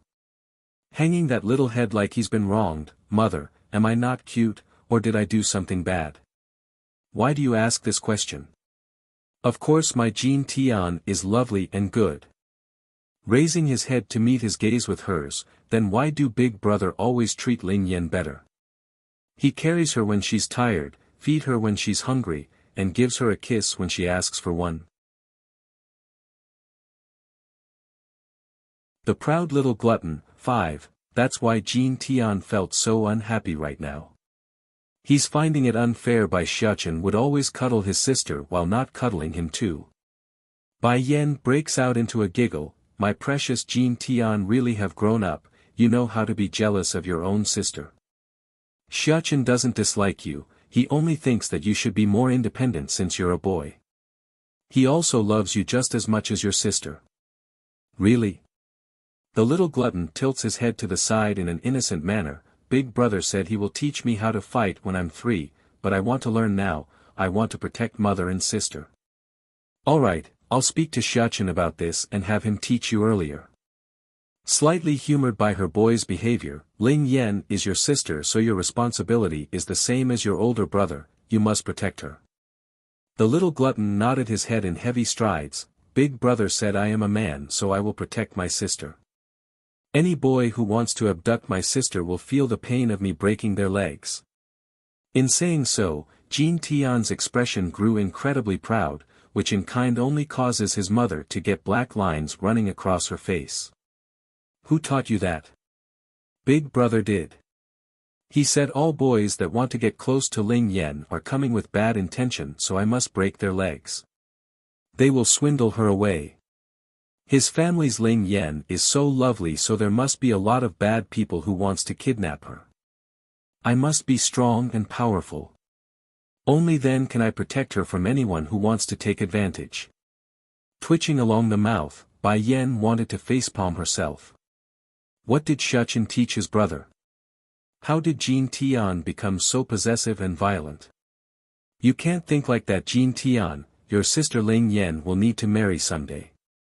You only need to pay closer attention when observing. Bai Yan's very much willing to care for her daughter for a lifetime, but that doesn't mean she doesn't want the girl to find happiness. What is marry? Can I eat it? The little glutton asks this with a clueless and naive face. Knowing her words are too mature for the baby, Bai Yan lifts the child up to her lap for explanation. Marriage is when a woman and man makes a vow to share their future together. Just like me and your father, your sister will one day need to find her lifelong partner and follow him. Biting his little finger, but big brother and I will love and care for her too. Why do Ling Yan have to leave and follow someone else? Mother, I don't want Ling Yan to leave us. Perhaps the thought of his twin sister leaving him had roused some unwanted emotions, but Jean Tian's eyes had started to swell red from anxiousness and made him get all teary. But right before Bai Yan could soothe her baby and explain some more, Bai Yan's attention was suddenly dragged away by the frantic-looking steam bun that barged into the room. Mother, mother! Bai Xiachen cries out, his face anxious and hurried. The proud little glutton. 6. What's wrong, Xiachen? Bai Yan quickly asks after seeing how pale her boy was looking. I don't know, mother. The steam bun grips his own clothes around the chest area. Just now I felt a sense of panic within my heart. I'm afraid something might have happened to those I know. Maybe Dragoni? Or Little Rice or Tsingyi? Little Rice and Tsingyi should have been back by now. Did something happen while they were outside? And Dragoni? Although to Bai Xiachen the girl wasn't his biological family, but the boy already felt like she's a member of his family from an emotional standpoint. Now imagining Dragony being in danger was something he couldn't even begin to fathom. Little Rice and Xingyi should be alright, don't worry about them. If they were, I would have felt it by now. But then this idea brought on another issue, which causes Bai Yan to furrow up the brow. If those two aren't in trouble, then what about Dragony? As for Dragony, I had some of the more elite soldiers under your father to tail her. If anything happens then your father should know by now. Okay. The steambun nodded, his hands still clenching tightly due to the unease. Mother, I don't want Dragony to be in any accident. Don't worry, she'll be all right. Letting her brow loosen up to not worry her son, Bai Yan warmly brings him into a hug to reassure him. Then turning to his younger son, Jin Tian, go find your sister and play while me and your older brother find your father. Fawning with light in his eyes, the little glutton gets all innocent and lovely in the face over what he's going to say next. Can I go to the kitchen and get some food? Even though he ate not long ago, it doesn't change the fact that he's hungry again. Go ahead, but don't eat too much or you will get a tummy ache again. Alright, let's go Xiachen. That said, the woman herself also felt a sense of unease now and hurried to bring her eldest son along for the outside. Jin Tian on the other hand wasn't as urgent to run off to play though. Rubbing the back of his head, the little glutton only appeared a little bit off. Who is Dragony? Is it someone else's sister that big brother wants to abduct? The more he thought, the more reasonable this little glutton found the theory to be so. I didn't think Big Brother is that kind of person. He is actually into abducting someone else's sister. What if the other family's Big Brother comes knocking at our door? They will break his leg. Due to all the misguided information by Xiachen himself sewed into the little baby, which was akin to brainwashing, it would be quite some years before the little glutton stopped having that image of his own idol. No, I can't stand by and watch Big Brother have his leg be broken. I must advise him to turn a new leaf and not ruin someone else's family's sister. Pumping his fist up into the air like a hero, the little glutton vows to himself. The word ruin was something Bai Xiachen himself taught the baby. To think it would be turned and used on himself one day. If the older boy learned of this then he would surely ignore the little glutton for a month at least. Bai Yan and her eldest had only finished coming out of their courtyard when the man whom they are looking for arrived on his own. Yan, this is perfect, I was going to find you but didn't know you were coming on your own. This sent the woman into an alarmed state. Tensing up in the hands, tell me the truth, did something happen to Dragony? Don't worry, I can handle it. It's like this, Di Tsang's voice sounded half hesitant as well, Dragony is missing. The people I sent to protect her is also missing and I can't contact them anymore. I don't know what happened to her. Dragony's missing. 1. Bai Yan's lip quivered over the terrible news. You say Dragony is missing? How did she go missing? Di Tsang, tell me now, which is the place? Di Tsang's complexion also grew gloomy at the pressing inquiry. I also don't know the full details. The last location I know she was in was at the Holy Dragon Mountain. Holy Dragon Mountain. Tensing up along the hand, Bai Yan grew firm and hard along the face. Di Tsang, me and Xiachen are going to that place. The peculiarity of that statement didn't escape the husband's ear. She specifically mentioned herself and the boy only, never him. Immediately, Di Tsang got all possessive and wrapped his arms around her dress. I'll go with you too. You should understand by now Di Tsang that we need someone here to guard against the Celestial Palace's attack. What if they invade while you are not around? Who will protect our daughter then? Stay here, that's final. But Yan, I can't be at ease if you leave on your own. Dragony isn't the only one missing, the elite guards I sent to tail her is also missing. An incident that can put them in danger can't be simple. I don't want you to face such peril. Truthfully speaking, Dragony wasn't exactly the most favorite person in Di Tsang's roster of people he knew. He cares for Bai Yan, that's an absolute truth. However, a goddaughter to this demon king doesn't equate to putting his beloved wife in exceptional danger. I can't just leave Dragone's fate alone. Bai Yan reaffirms her decision, getting all huffy and emotional as well. I don't know the reasoning myself, but I've liked the girl since the first time I laid eyes on her, otherwise I wouldn't have kept her around to begin with. I know you are worried about me, but I am also worried about her. No matter the danger that's ahead of the journey, I must go. Di Tsang got all silent because he knew arguing here won't win him the fight today. Using his slender finger to caress through her hair, those seductive eyes looked like they could see through the beyond by gazing into the woman's own. Fine, but you must keep Xiachen by your side at all times. You hear me, boy? You are a man of the family.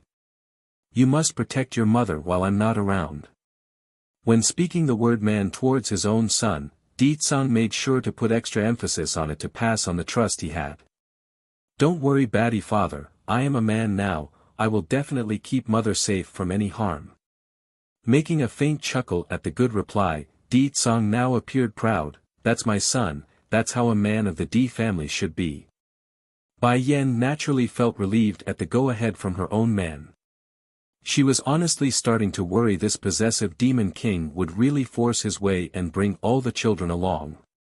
That would be far more disastrous than just going by herself or with Xiachen along. Dragonis missing, too, also, flicking his hand open after moving closer to his wife's face. Take this, it's something I recently came across by chance. This jade necklace will help keep you safe from a fatal blow for one time. If you keep it on you, then I can be at ease. He didn't lie about this item falling into his laps a few days ago, but there's more than just one use for it. Of course, Di Tsang wouldn't tell his wife what the other use was lest he wants a good beating. First Elder knew this though. He's been watching from the sideline the entire time and wanted to speak up to inform the Demon Queen, however, he ended up saying nothing after a brief thought. What's the point? This was a husband's way of protecting his own wife, he as an outsider shouldn't interfere. Bai Yan didn't resist as her man placed the jade necklace around her neck. Then, as if to reward the Demon King for his good behavior and obedience, the woman actually tiptoed her feet and kissed him along the lips. This should have been a picturesque scene that would wow the world, but not everyone was happy right now here. Bai Xiachen was rather displeased as he puckered his little lips. Oh, what to do, I also want to give mother a kiss along the cheek. But Batty father won't let me go if I do that. I'll be back soon, Di Tsang. Removing her lips from his, Bai Yan turns away for her eldest. Come Xiachen, we're going. Together, one child and one woman, the pair left the palace without delay. Unfortunately, there are many others who doesn't want them to leave. For one, the crazy old coot was one of them. Before they could even make it out of the palace grounds, the old grandpapa had come running over while flailing his hands in the air. Precious granddaughter, where are you going? I'll come with you. Pausing in her steps, Bai Yan muses over her options before replying, Grandpapa, can you do one thing for me? Rubbing the back of his head, the old coot makes a puzzled face. I'm going out with Xiachen, so I want you to keep an eye on my twins while we're not around. The strength of the celestial palace mustn't be underestimated. If there's only mooing around, then it's not a guarantee her children would be safe.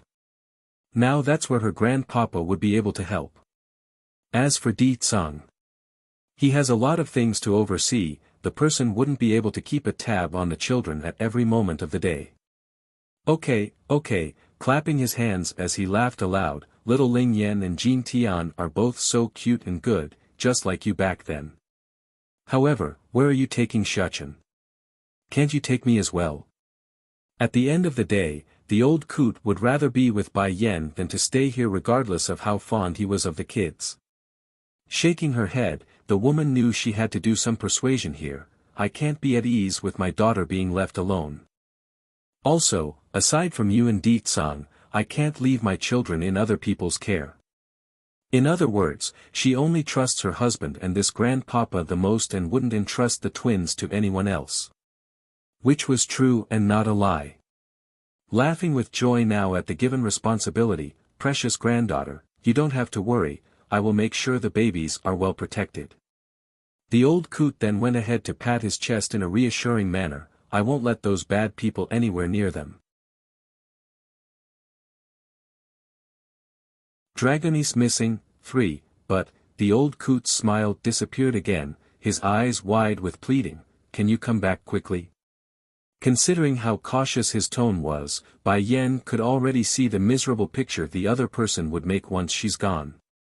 Closing her eyes in aching pain over what she's trying to do, she eventually came to terms and spoke up, Grandpapa, I'll be back very soon, wait here for me, okay?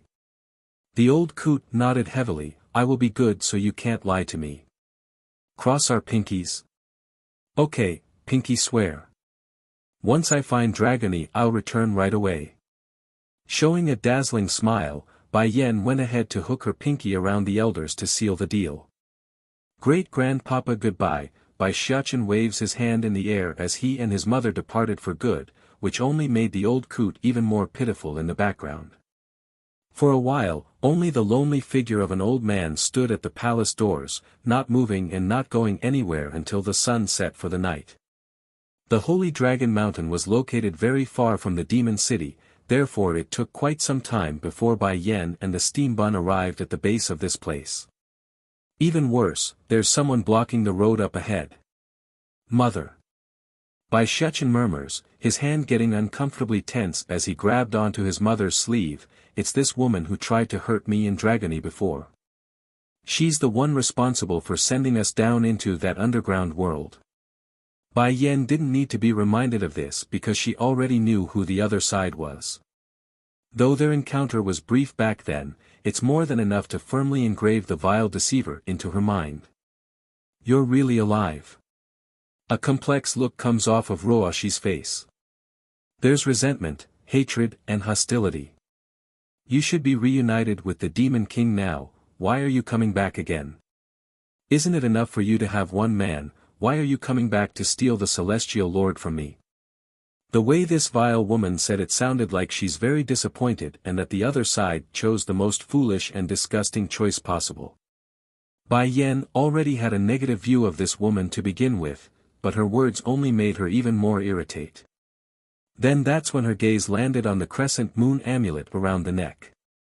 Immediately, a series of fragmented memories came swarming back to her mind.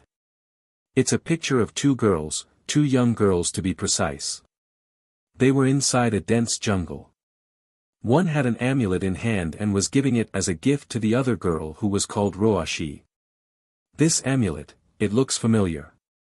You're called Yun Roashi, correct? Showing a dominating smile, Bai Yan asks with force in her voice, if my memories serve me right, that amulet should be mine, am I right on that as well? One could literally see the horror coming out of the imposter's face. It couldn't be helped. For Roashi and all that she held right now in her life, it's all derived from this crescent moon amulet. Without it, she's nothing. She's not the supposed savior of the celestial realm. She's not the most important woman in this world, she's nothing. Dragonese missing, 4, what are you talking about? Yun Roashi forces a smile to hide her inner guilt, oh, I forgot you don't remember because you reincarnated. How can you remember the past? I bet you mistook this amulet as yours because of the fragments in your head. I'll tell you this clearly so you can stop wondering about it. This amulet is mine to begin with, then you cheated it off my hands for a while before I eventually got it back. Is that right? Bai Yan's smile deepens, but it's just a trinket, why are you acting so nervous for? Can it be the amulet has some other uses you're trying to hide? Almost like a jerk reaction, Yun Roashi clenches the amulet around her neck and made a vigilant look across to the other side. This amulet is something my parents left me, of course it means a lot to me. But enough, we're not here to speak about my possessions. You've got Deetsong already, why are you coming out of the demon realm to pester the Celestial Lord? Regarding the story of Keeper Ling being shoved away by Chui God has already been passed on to the woman's ear, so she's well aware of the situation and what happened. Ha! Would you rather lose the world than lose her? When did Bai Yan hold such an important position within his heart? How can he give up on the world for a mere single woman? I don't know this celestial lord you're talking about, and my one and only husband is Di Tsang. In my heart, there can only be one person. As Bai Yan presses forward, her hand had already summoned out her Godslayer for battle. Sarcastic in her tone now, you are not going out of your way to pester him, but your existence is causing him to not forget you.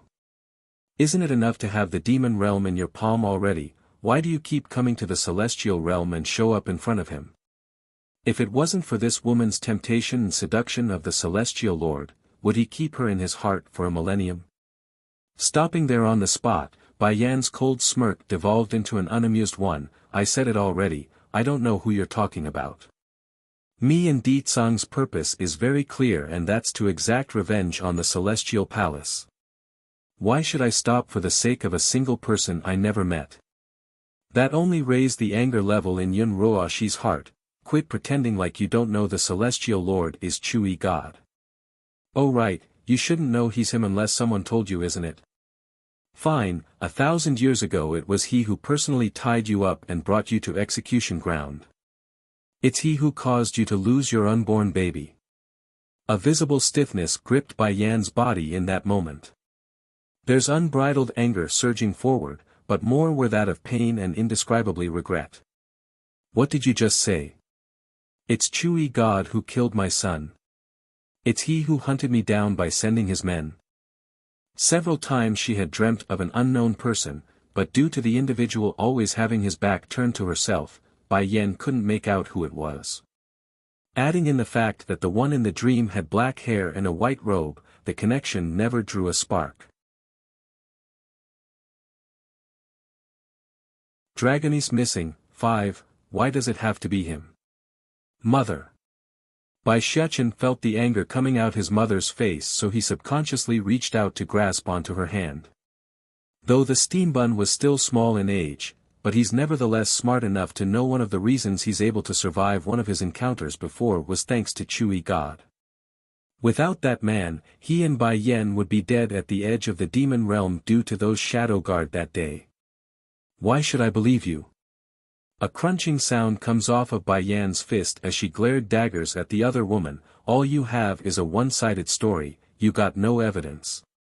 Besides, you wanted to hurt my son before, that makes your story even less credible. A sneer comes off of Yun Roashi's tongue in return. If you don't believe me, then you can go inquire the details on your own.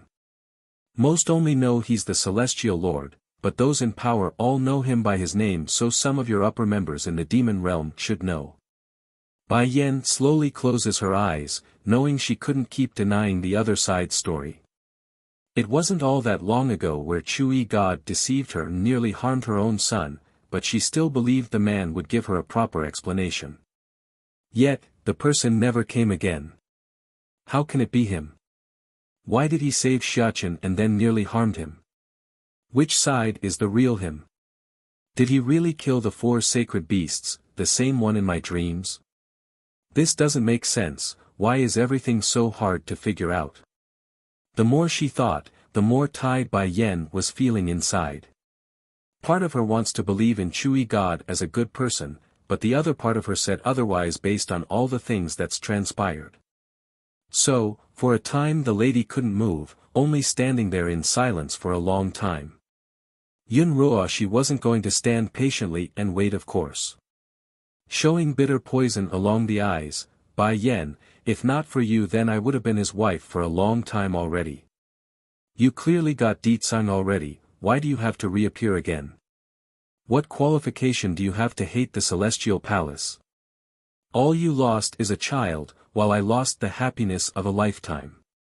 That's right, in the mind of this vile being, a child was nothing more than a disposable object that doesn't hold a candle to her own happiness. Yun Roashi, what are you doing? Exactly then a cold rumbling voice cuts down from above. Going stiff due the familiarity, the vile woman rigidly turns around and discovered that breathtaking face. However, instead of the cold and indifferent attitude like always, the person had on an outraged expression that has never been seen before. "Lo Lord?" Yun Roashi stutters this out from the mouth, her face going pale under that menacing gaze. "Lo, let me explain, it's not like what you see." Chui God didn't pay any heed though, his entire attention only focused on Bai Yen, who sent him into a panic once their eyes met. "Yener." Bai Yen laughed in that moment. Not the small chuckle or derisive kind, but the heartfelt and pained cry of someone openly hurt by one's action. Against this, the celestial lord immediately felt an ominous sensation creeping up from his feet. "Chui God, I ask you, is it because of you that my previous life ended up so miserable? My child, did he also leave me forever because of you? White tiger, azure dragon, black turtle, and vermilion bird, did they all die because of your hands?" Dragonis missing. 6. Pain and sadness always dampen down after some time. In this case, Bai Yan's final emotion were that of indifference because she didn't want to be hurt anymore. At this point, she only wants a clear answer. Yes. Under that indifferent gaze, Chui God painfully nodded and confirmed the truth. He didn't want to kill her, nor did she intend to harm her companions back then. However, the fact remains that her miserable fate and death was indeed caused by him. The man couldn't deny it. Bai Yen gently closes her eyes because her heart was shaking immensely. She thought she was prepared for the final answer, but it's clear she wasn't entirely. "Mother," the steambun tugs at the lady's hand with worry in his eyes. Then turning to the man with anger burning, "You leave, don't you see my mother doesn't want to see you?" "Xiachen," a bittersweet smile comes off of the man's mouth, "I really don't have any malice towards you, please believe me." Getting frustrated along his little face now, Bai Xiachen raises his voice into a yell, "You hurt my mother's heart, you also killed Azure Dragon and them, how can you still say you don't hold malice against us? I know you are strong and I'm not your opponent, but one day I will grow up and when that time comes, I will make you pay for everything you owe us." These words may be coming out of that childish mouth, but the tone and force in his voice showed that he's well on his way to becoming a ruler of one realm. Chui God tasted a bitter sadness in his mouth at that moment. He could see the hatred coming out of the kid's eye, and the resentful tone shooting his way. It's then he knew, whatever hope he had of winning back Bai Yan's heart was forever lost, he won't ever have a chance again. Xiachen is right, one day we will pay back the blood debt. Bai Yan announces, her eyes hard and hostile now. "Out of consideration that you saved my son that one time, I won't settle the matter with you today. However, the next time we meet is when we will put an end to everything." How could I have forgotten? How could I have done that? Celestial Palace. Chui God. Yun Ruo 11. "I won't let any of you go." "Wait Yener, let me explain." Chui God wanted to reach out with his hand due to panic. Unfortunately for him, his hand was promptly slapped away when near contact. "Don't touch me. Compared to Di Tsang, you are scum. You're not even comparable to a strand of his hair." A visible tremor could be seen across the man's shoulder, a readable sign he's been hurt by that insult. If, Bai Yen stopped for a second in her words, then snickering sarcastically, "If you want me to forgive you then it's possible. I want those from the Celestial Palace to die, including this Yun Roashi, can you kill them now?" Initially the man flashed a flicker of hope in his eyes after hearing there's a chance to turn things around, but the latter part completely ripped the light out of his face like he's dead inside. "Yener, not now, but in the future. In the future I will." The only light, one, perhaps Bai Yen already knew this would the sort of answer to come of her request, so her reaction was rather mild. "So, she's off limits too." Narrowing her eyes in, there's self-mockery and hatred towards the other person. Yun Ruo she instantly flew into an antsy panic. Hurrying to stare at the celestial lord for help, this impostor uses her gaze to plead for mercy.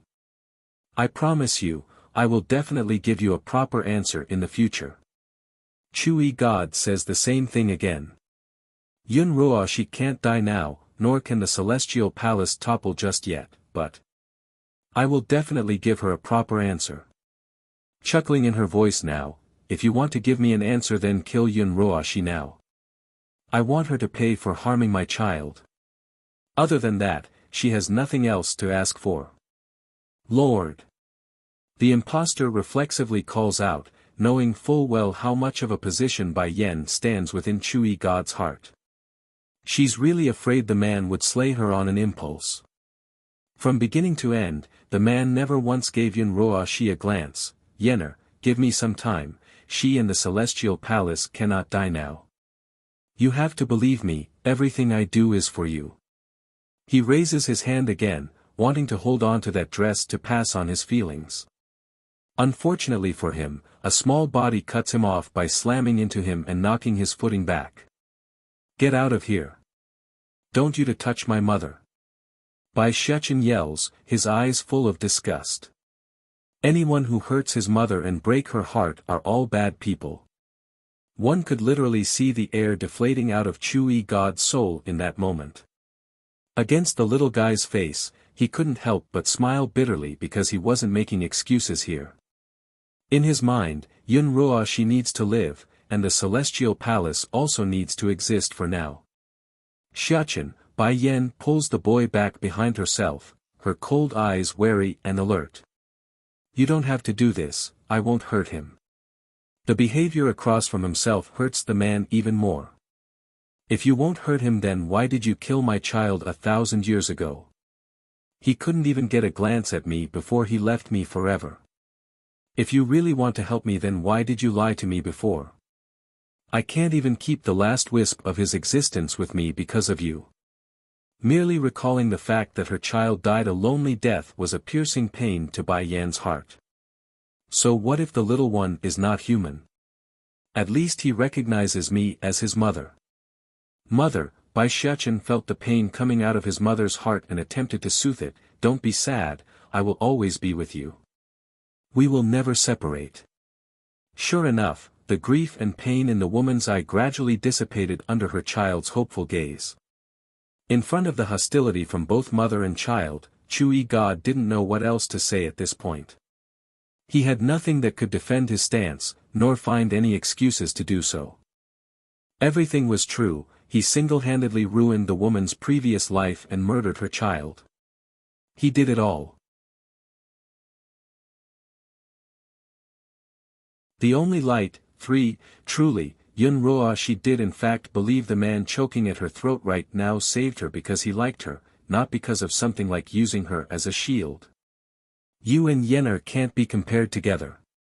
Tossing the lump of meat to the ground in a barbaric manner, Chui God continues in a cold hard fashion, Keeper Ling and the others may be blind, but I am not. You will never be able to match her goodness. You will never be able to match her goodness. This sentence was akin to 1,000 arrows, each piercing right through to Yun Ruoshi's heart and burying her in a mountain of hurt. Why? Why do you keep liking her more than me when I've waited a millennium for you? What's so worthy to make you choose her over me? She asks with a sorrowful face. Another gush of wind blasts out of the man in response, this time powerful enough to blow the woman off the feet and into the bushes, thus causing her to become a tattered mess in the process. I said you can't be compared to her, what don't you understand? An annoyance filled the person's voice, this is my warning, I will only let you go this one time. If you appear before Yenner again then don't blame me for being cruel. I don't care if you are useful or not, I will personally put an end to you. A visible shudder rocked Yun Ruoshi's body as she struggled to climb up from the ground. She couldn't believe this.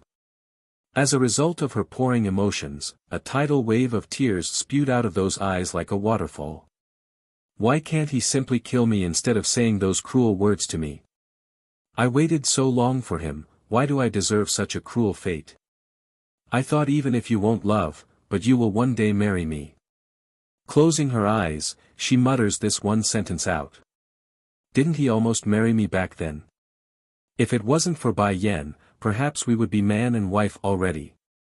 Humph, I only agreed because Keeper Ling promised me they wouldn't kill Yenner if I did so. I believed him, yet they went back on their promise and never intended to let her go. Yun Roashi, don't think I don't know you're one of the main reasons in pushing those old fools into treating her that way. A huge look of panic gripped the woman's face at being pointed out. No. I didn't. Lord, you must have misunderstood me. Is it Bai Yen? Did she tell you something false? How did he find out? It must be Bai Yen. Yes, it must be her. She must have said something while I wasn't around. Yenner don't know anything, so you can stop blaming her for everything. Only Keeper Ling and them would be so oblivious.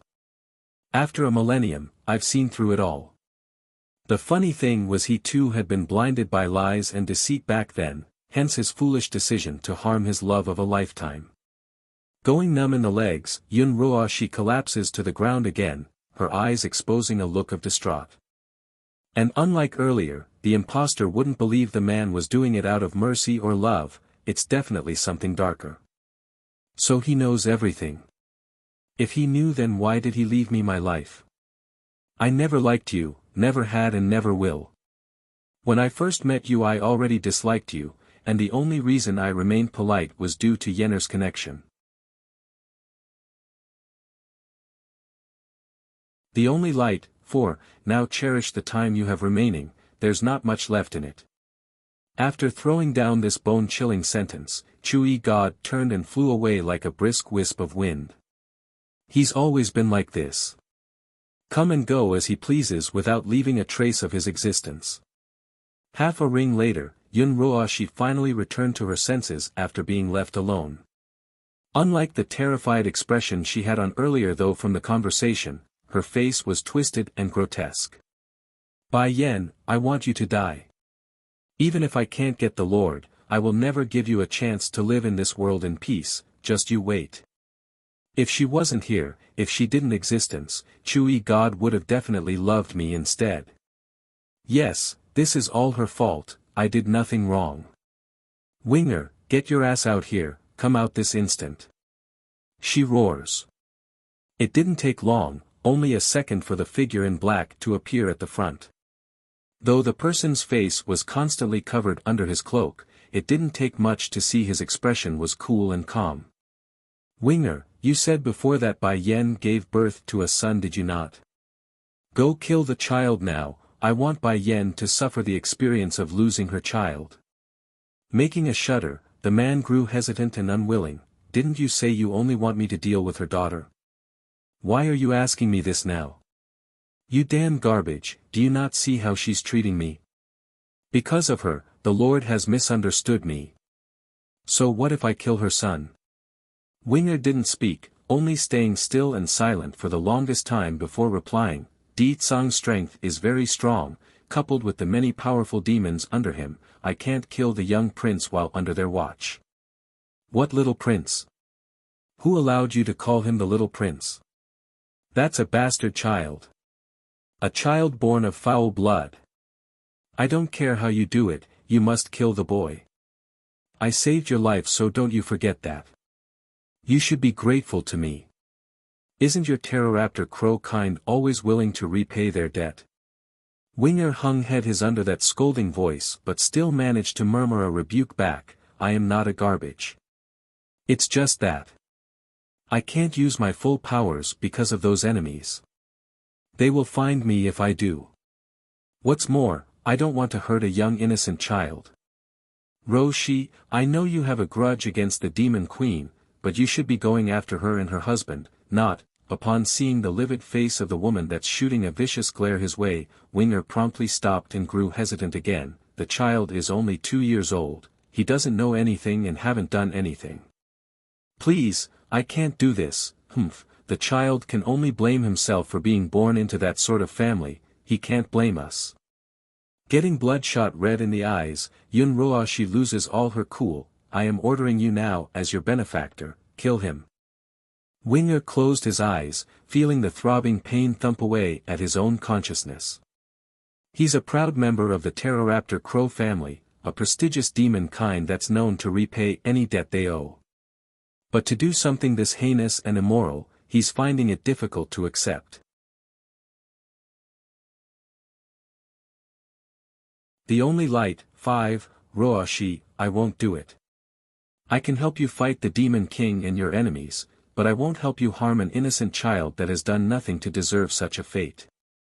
This is final. From those cool eyes, a strong sense of unyielding strength comes forward. He had compromised too many times before, and for that, he regrets it. Now was the time he needs to put his foot down and makes a stance. There's more than one way to repay a debt, and it wasn't this way.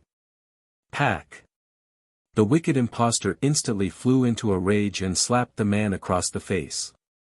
It's loud and clear, leaving 5 red fingerprints along the skin. Garbage, you useless garbage. I wish you were dead instead of being so useless. Giving a cruel glare, Yun Roashi turns and left without glancing back. She's very upset and didn't care if her words hurt. Winger didn't feel angry or outraged as he watched that departing figure. To him, this was something that happens often, so he's numb to the insults already. What's more, he didn't care. For the Pteroraptor Crow clan, repaying a favor or debt doesn't mean they are forced to endure insult or humiliations. This was something he himself chose. One for the sake of being lifted from that dark place when he was young, the other being he also had a wisp of hope for the other woman to return to her old self. After a long while of not moving, Winger was finally ready to leave as well when a powerful pressure came pushing down from above.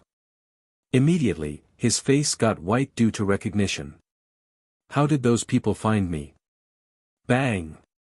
A ray of thunder suddenly strikes down from the sky, hitting directly onto Winger's body.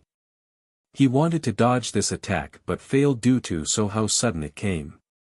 Next thing he knew was being flung to the ground from the impact, his mouth spewing blood as all color leaves his face. Although this thunder didn't have the same strength of a heaven's retribution, but it still left the poor man incredibly painful and injured. In his blurred state, he could vividly see the figure of the one person he wants to see most right now. Roshi. He held out his hand, seemingly wanting to grasp onto the hazy image. However, instead of lending a hand like any kind person would do, the impostor only showed a fearful picture in her existence. Then casting another glance upwards at the storm clouds rumbling above her head, this wretched woman didn't think twice and made a run for the other way. She had no qualm about fleeing and running for her life. To be fair, Yun Roashi never intended to come back in the first place after she left the first time around. The only reason she returned was due to the loud commotion. Now that she's sure danger was around, the woman had no reason to stick around and get involved. Winger's consciousness slowly faded away as the strength left him, thus allowing his hand to fall to the ground after reaching out. Gradually, in his half-unconscious state, memories of old came echoing back. Big brother Winger, you have to believe me, I will come and take you out of this place. I am not strong enough now, but I can help heal some of your injuries. Pain go away, shoo shoo. But what if you don't come? If I grow strong enough, then I will definitely come save you. But if you escape before I do, then you can come find me instead. I live at the Celestial Palace.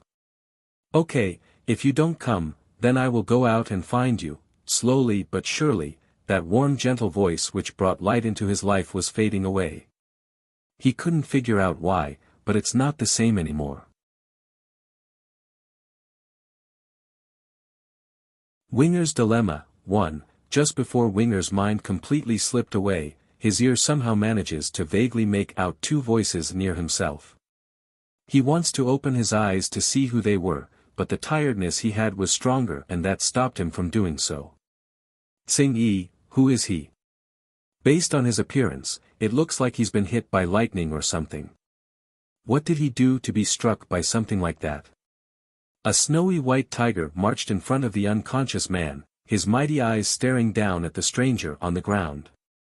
He's a demon like us, but his scent and aura are not familiar to me. I can't tell which tribe or clan he's from. Speaking afterwards was a woman in green, her face heroic and beautiful at the same time. Then what should we do with him? The tiger asks again with a childish voice. First take him back to the city with us. If he's a demon then we shouldn't leave him alone to die like this. As to his identity, we can confirm with the others when he's better. What's more, a seriously injured demon wouldn't pose a threat to them and their friends anyway. Rather than being heartless and cold, the dragoness would rather be kind to help her own soul. Okay, I'll carry him on my back then. Using his mouth, the white tiger flung the poor guy into the air and onto his back like a baggage. A brutish method but an effective one nonetheless. Tsing Yi didn't have any objections to this maneuver and followed her companion from behind. Together, they bolted for the demon city without looking back. Unbeknownst to the pair though, they were being watched from the rear the entire time by the very girl who fled earlier. Azure Dragon and White Tiger. They're here too. I can't let the demon realm's power continue to grow, otherwise the problem will be out of control. Yun Ruoshi hasn't forgotten the appalling power the 4 demon generals possessed back in their prime. If they are to return then it would spell trouble not only for the Celestial Palace, but herself as well because she had a major hand in their demise. If everything comes out, the first person those 4 would murder would be her. But concern was one thing, this wretched woman wasn't so ignorant to not realize what's the most urgent matter at hand. She must hurry back and make sure the keepers never meet Bai Yen again, otherwise the other person might bring up the topic of the moon amulet in her possession. If it becomes known she's not the real owner and Bai Yen was, she would be nothing. She wouldn't be able to live the life of luxury she has now, nor would she have a loyal dog like Winger who came on his own. Heck, she wouldn't even be able to protect herself without others to shelter her.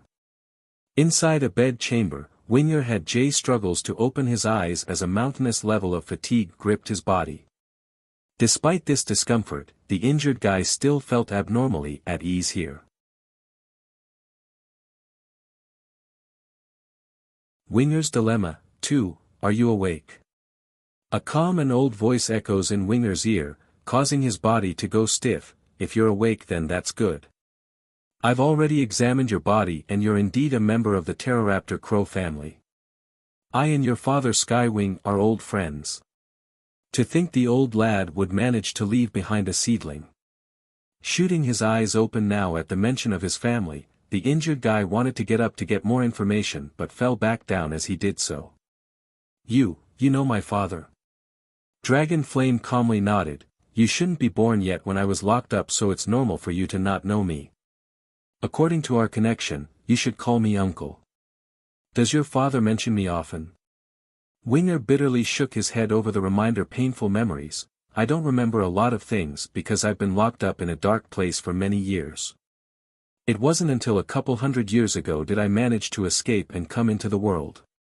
Where is this place? Did you save me? No, it wasn't me who saved you. It was Tsing Yi and Little Rice who happened to find you in a forest.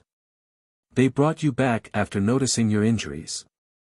You're now inside the palace of the Demon City. Demon City's palace?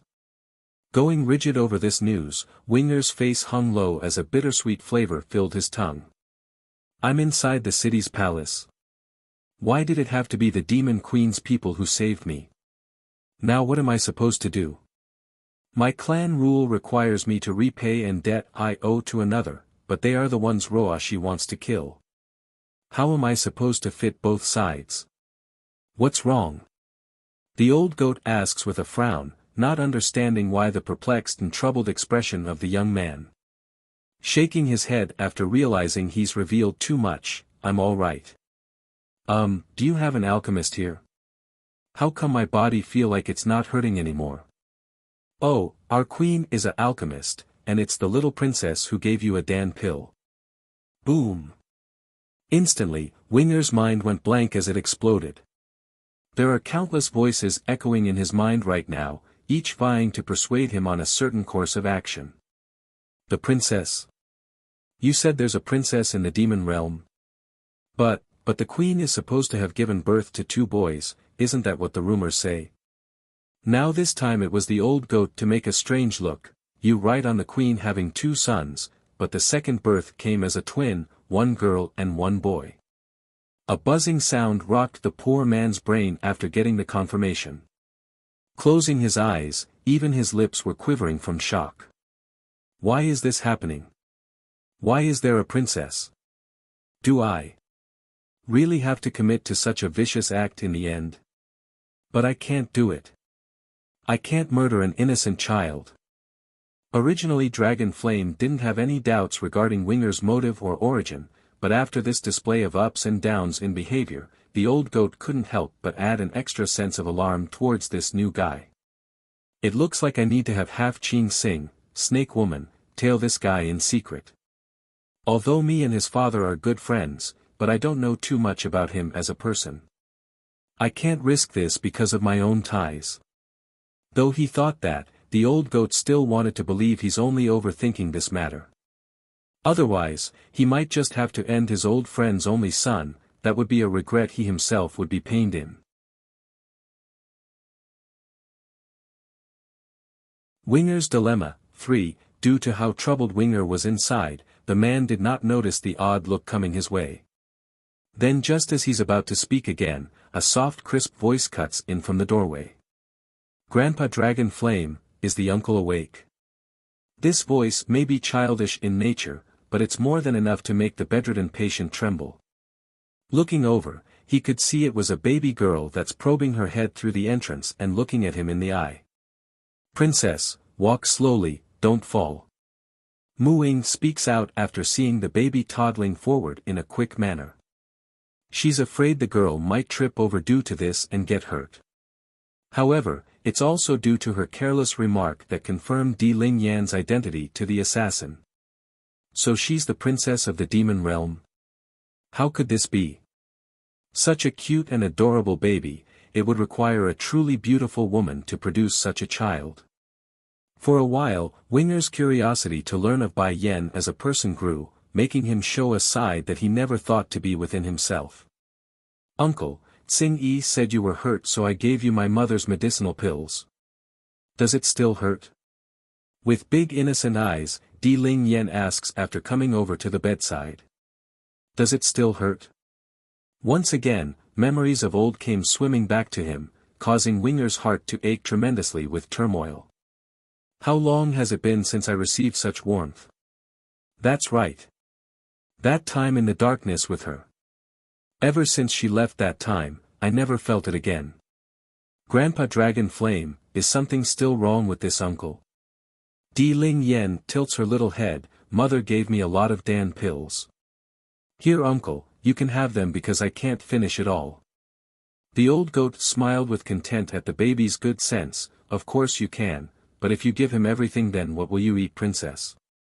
Biting her thumb in a troubled fashion, that's right, they taste really good and I can eat a lot every day, but... Grandpa Dragon Flame, I'm sure mother will want me to do this.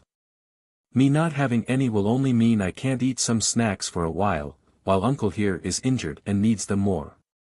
For nearly 2 years this baby girl has been protected very well, so her heart remains pure and beautiful, thus winning most of the demons here in this city. This includes the old goat, who showed a pleased smile.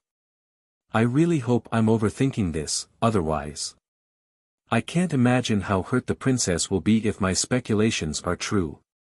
Winger, do you remember the rules of your family clan? Dragon Flame's expression suddenly got stern and hard. The Pteroraptor clan is known to repay any debt they owe. Your life was saved because of the princess's graciousness by giving you all these Dan pills to consume. Without her, you would be at the death's gate by now thanks to the injury you sustained. The patient visibly stiffened over the news. Closing his eyes in pain, rest assured Uncle Dragon Flame, I know what I have to do. Winger's Dilemma 4. Such a beautiful girl, how can I hurt her? I really can't do this, I'm sorry Roashi. Mu-Ying, you take care of the princess while I go finish some business outside. If anything happens, call me immediately. Dragon Flame leaves after giving this instruction. Though the old goat still felt uncomfortable trusting Winger completely at this stage, but he believes the guy wouldn't try anything while in the palace. It's far too secure and hard to escape if he does. Once they were alone, Winger's gaze promptly turned to the baby girl, his eyes warm. Princess, your mother the queen. What kind of person is she? He's been told for a very long time that the woman Roa she hated was a vile being for ages. Now's his chance to find out the details for himself. Showing a proud face upon having her mother mentioned, Di Ling Yen happily obliged the request by propping her chin very high. My mother is the best person in the world. She's beautiful and kind, and I want to be exactly like her when I grow up. Maybe not exactly since she's so excellent, but I will be the second closest to mother. Speaking of the last bit in her sentence, the baby girl has gotten that brow furrowed up due to her own words. Princess, Mu Ying smiles warmly and interrupts, it is getting late. If we don't hurry to dinner then all those delicious foods will end up in the prince's tummy. Ah! Ling Yan immediately jumped, her face urgent, I need to hurry, otherwise Jean Tian will devour everything again and I won't get any. Without delay, she led the way on her own for the exit. This was exactly what the maid wanted to happen. She may not have any hostility towards this stranger, but she's not foolish enough to think he's a person that she shouldn't be wary of. In any case, the maid doesn't want the princess to stick around for too long lest he does something unexpected. The negative opinion towards Winger right now was honestly unwarranted. His entire focus has been shifted to the past, to be exact, the time where Yun Roa she explained her reasoning for changing so much thanks to the Demon Queen. You are right, when I saved you I did it out of good intentions. Who doesn't want to be kind and good to others? But what did I get in return? I was so kind to her, yet she stole my fiancé. If you hadn't been so late in coming, would I have experienced all those hardships? I wouldn't, that's what. You don't know what she did to me.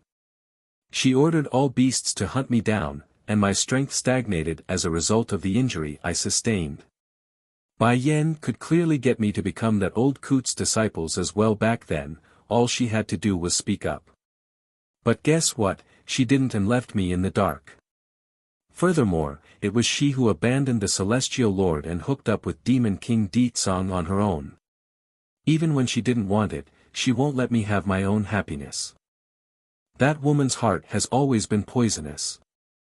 At least I was good-hearted and saved you. If it was her who encountered you back then, you would be dead now. I really pity Di Tsong. A woman like her can't possibly educate a child to be good.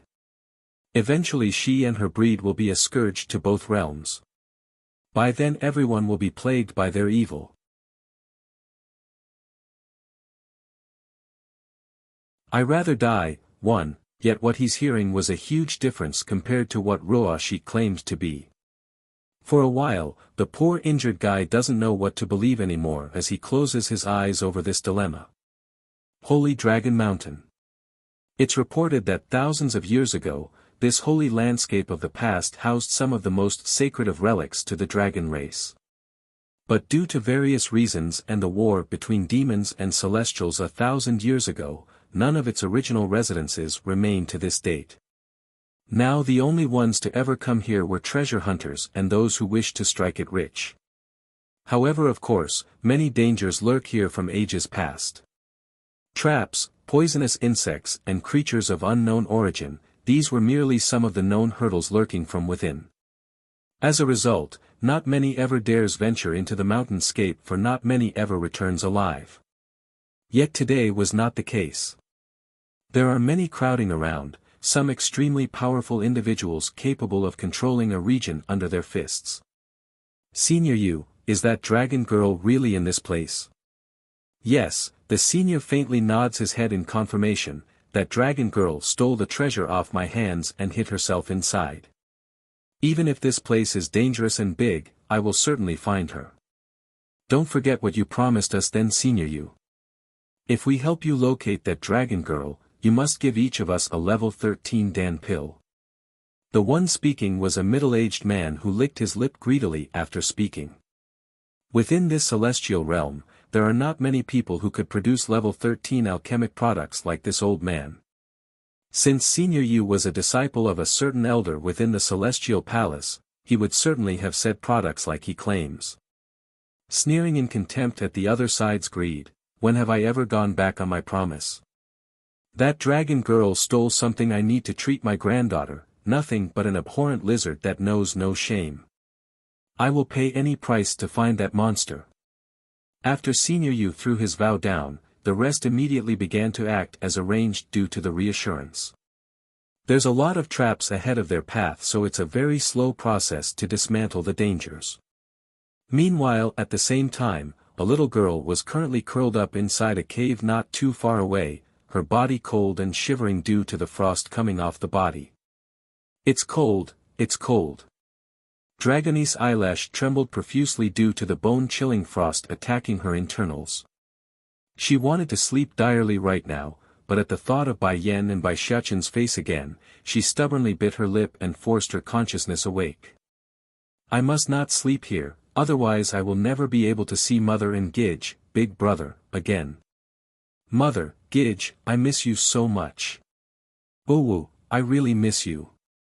Bringing up the picture of Bai Yan's dazzling smile and kind hugs, Dragony could no longer hold back her loneliness and let the tears come forward. She knows that if Bai Yan was here then there would be a way to dispel this cold. But now, she could only rely on their own perseverance to survive. Exactly then, a series of footsteps bursts over from the cave mouth, causing the poor girl's face to stiffen up. They are strangers to Dragony, she doesn't know them. However, once she got a better look at a certain old senior among their ranks, her eyes dimmed with lost hope. These people, they have finally come. Little girl, we finally found you. You stole Senior Yu's stuff, so hurry and hand it over. We can spare you your life if you do so. Due to Dragony's ever-growing beauty as she matures, the young man who spoke here had on a perverted grin that showed exactly what he's thinking and intends to do afterwards.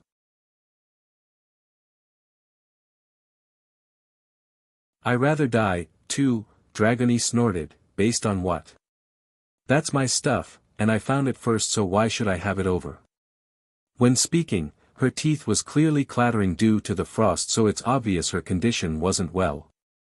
Even so, there were no tears coming out of those eyes anymore, only the stubborn look of someone not willing to submit. Senior Yu said it's his, then it's his. Little girl, you better be smart and hand it over. Afterwards you will come back with me to ask for his mercy. Perhaps then he will spare your life if you are good. From within Dragony's big eyes flickered a glimmer of danger, because she would rather die than be subjected to humiliation. Heck, if her body wasn't reacting to the frost hindering her powers, she would have gone all in before to fight that Senior Yu instead of running at first. But things don't always go as planned or the way they want. Knowing this was her best chance while they're preoccupied with speaking, Dragony attacks the youngest man nearby to take the initiative. One punch to the chest and a kick to the groin, next thing everyone knew were the howling cry of a man having his manhood destroyed. This was the opening she wanted. Using the brief second of delay, she lunges for the mouth of the cave to run again. Unfortunately, her plan was foolhardy in this case. Outside had been surrounded by people already, and they're ready with their weapons drawn. Girl, I like to see where you are running this time. Speaking was Senior Yu, who had drawn his blade at this point. Clenching her fist, even if I don't run, you still won't get my stuff. Going sharp and dangerous in the face, the old-timer grew enraged after recognizing the frost coming out of his target. You ate the ice fruit. What of it? Dragony sneered with contempt at the shameless old fart. The ice fruit is something I found first. If you had spoken to me kindly then I might have offered you it, but you didn't. You mocked me and my mother, so why should I give you it? Besides, it's not like she wanted to eat it right away, rather the darn thing flew into her mouth without a second to react, so this outcome wasn't by choice either. Outrageous. Senior Yu snaps back, I am a disciple of the head alchemist inside the Celestial Palace, and this world belongs to the Celestial Palace. So what if you found it first? By right I have a claim over all that is here. You eating it without permission is an ill-mannered and shameless act in of itself. Dragony frustratingly clenches up her fist even more and causes a crunching sound to come off. Damn it, if this ice fruit isn't stopping me from using my full powers then I wouldn't be forced to be so passive. Now all those demons mother sent to protect me is dead. Who are you calling shameless and ill-mannered, you old fart? Going red in the eye, she glares directly at the old man like she wants to hear it a second time. Smirking with a mocking voice, Senior Yu happily obliges the request since he's on top right now. Didn't your parents teach you something like selfless dedication? The ice fruit is a medicine I need in order to save my granddaughter. No matter, all I need to do now is rip out your beast core and that will do just fine in saving my granddaughter.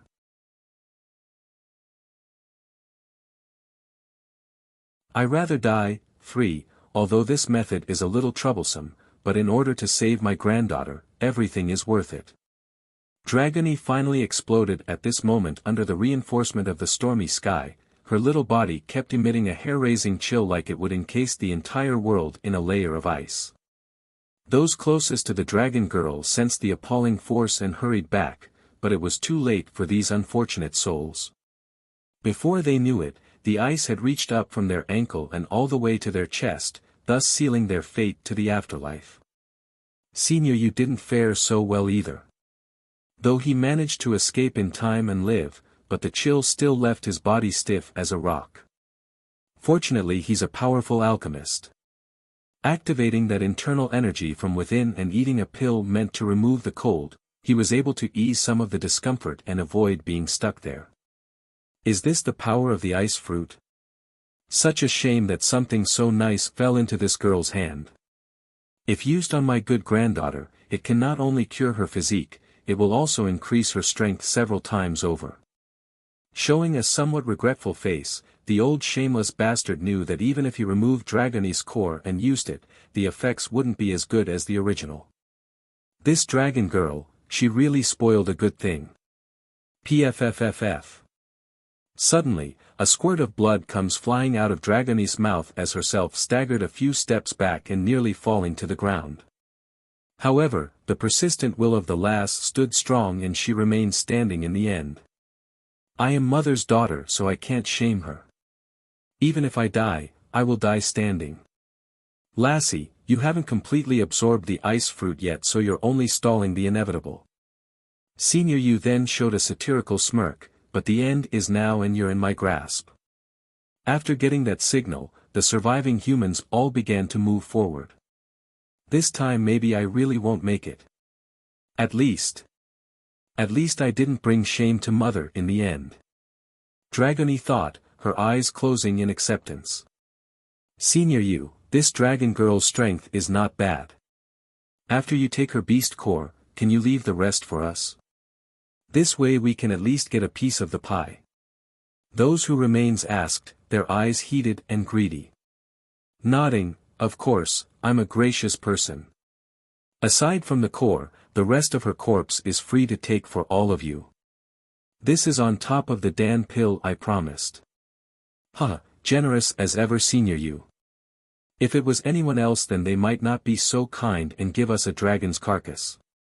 That right Senior Yu, we will definitely remember your generosity. Please don't forget to call us again in the future if you ever need our help.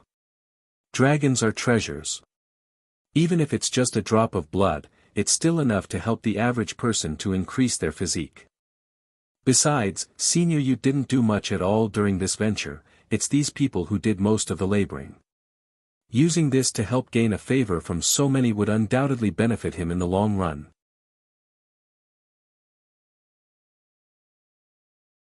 I rather die, for, step aside everyone, this dragon girl may be hurt right now but her strength is still formidable. I will kill her myself and retrieve the beast core. Without exception, the rest gladly took a step back to allow the old-timer to do the deed. They've done enough as it was and wouldn't hurt to have someone else do some laboring in this case. However, Dragony wasn't the type to go down without a fight. Suddenly showing a stubborn smile along her lovely face, the girl's behavior left the other side wondering on why she's able to laugh in this situation. "Are you from the Celestial Palace?" she asks. Senior Yu chuckled, "Yes, my Shifu is the lead alchemist in the Celestial Palace." "Is that so?" Smiling even deeper at the confirmation, Dragony did not show any sort of anger from earlier. "If you are, then that makes you mother's enemy. So I won't let you have your way." You, feeling an ominous sensation creeping up his back, Senior Yu instinctively pointed his finger out. Sure enough, the girl's complexion quickly took on a paler tone as traces of blood flowed out of her lips. This deathly appearance could only mean one thing, and it's damning. "You self-destructed your own core?" the old shameless bastard exclaims, his eyes burning with rage and disbelief. "No. How can you do this? Stop right this instant. The ice fruit takes a millennium to mature. After all these years, this is the only one I found. What is my granddaughter supposed to do if she destroys her own core? Damn this dragon girl. Ha! She's dead anyways, why can't she just help save someone else instead of destroying my last hope?" Pity for the old-timer, he's a step too late at this point in doing anything. Once Dragony fell backwards and spewed up a mouthful of blood, the act was done. He's stunned with his hand reaching out, those eyes dull and lifeless until they evolved into a look of pure rage. You actually did it. Why can't you just save someone if you're going to die anyways? You selfish and damnable being. Even if you die you will go to hell for this, never to be reborn again. Painfully cusping his own head, the old bastard behaved like the world's collapsing before his very eyes. How can this world have such a selfish person? First it was stealing my ice fruit, then it's destroying their own core, so I can't take it. Why are all demons such ruthless and damnable creatures? They all deserve to die. Dragony naturally noticed the bastard's expression and smiled in response. It's not mocking, nor ridiculing, but a very innocent and resolved one that left her eyes a blurry mess due to the tears coming out. But that was until the corner of her view noticed a panic-stricken face coming from afar. "Mother, I'm sorry, I couldn't get stronger, I couldn't protect you. If there is an afterlife, I want to be your biological daughter, that way I can grow up by your side from childhood. But now, I can't accompany you anymore." Gradually closing her eyes as the heaviness took her, Dragony's breathing began to weaken and the life fading from the skin. Her appearance has grown incredibly transparent under the sun's light, making the girl look like she's about to disappear at any time.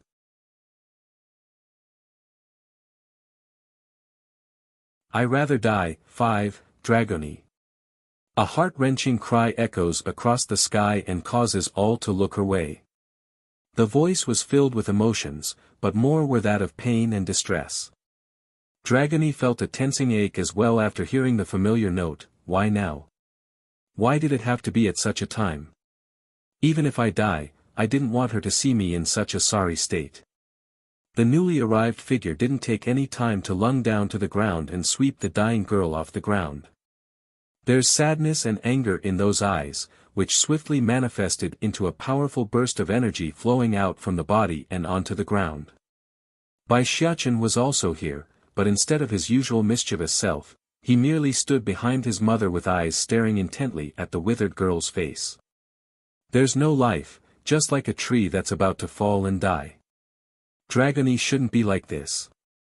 She is always active and happy. How did things turn out like this?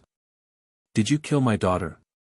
Bai Yan's cold hard gaze swept across the line of scums until it landed on the single elder responsible for this all. Immediately, the clouds boomed and a series of thundering rocked the sky. In light of the strong entrance, Senior Yu didn't back down in the least. He's the disciple of the head alchemist within the Celestial Palace, a person with incredible backing and a representative of his Shifu. Regardless of the foe, he must keep face. What does it have to do with me when it's your daughter who's seeking death?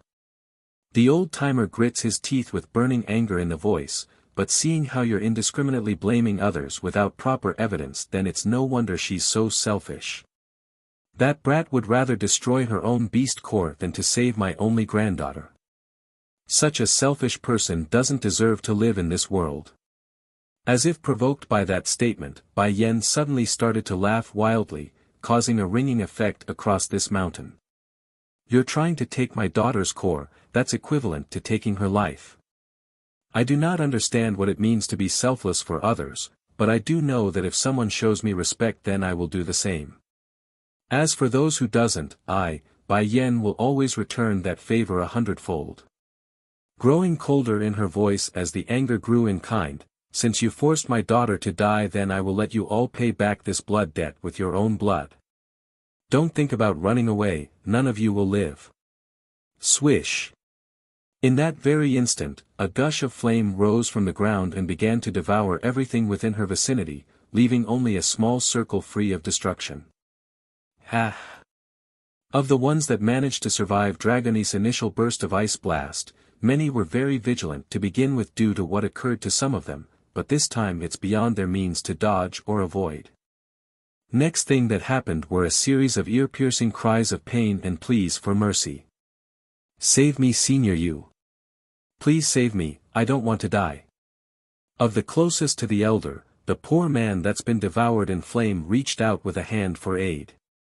Unfortunately, before those fingers could even make contact or do anything else, the flesh had already incinerated into nothingness, leaving only a pile of ash in its wake. Do you think you're all that by murdering these innocent people? Your daughter isn't even killed by them, what right do you have in taking their life? Bai Yen ignored the questioning, only raising her hand to materialize a sword into existence. You're tuning in to the Han Li's Wuxia Adventures YouTube channel. We're so grateful for your support and don't forget to subscribe to join us on this incredible journey through captivating stories. Your generosity through donations truly makes a world of difference, as it's the primary source of revenue that allows me to expand and enhance this channel for you. Thank you from the bottom of my heart for being a part of this adventure.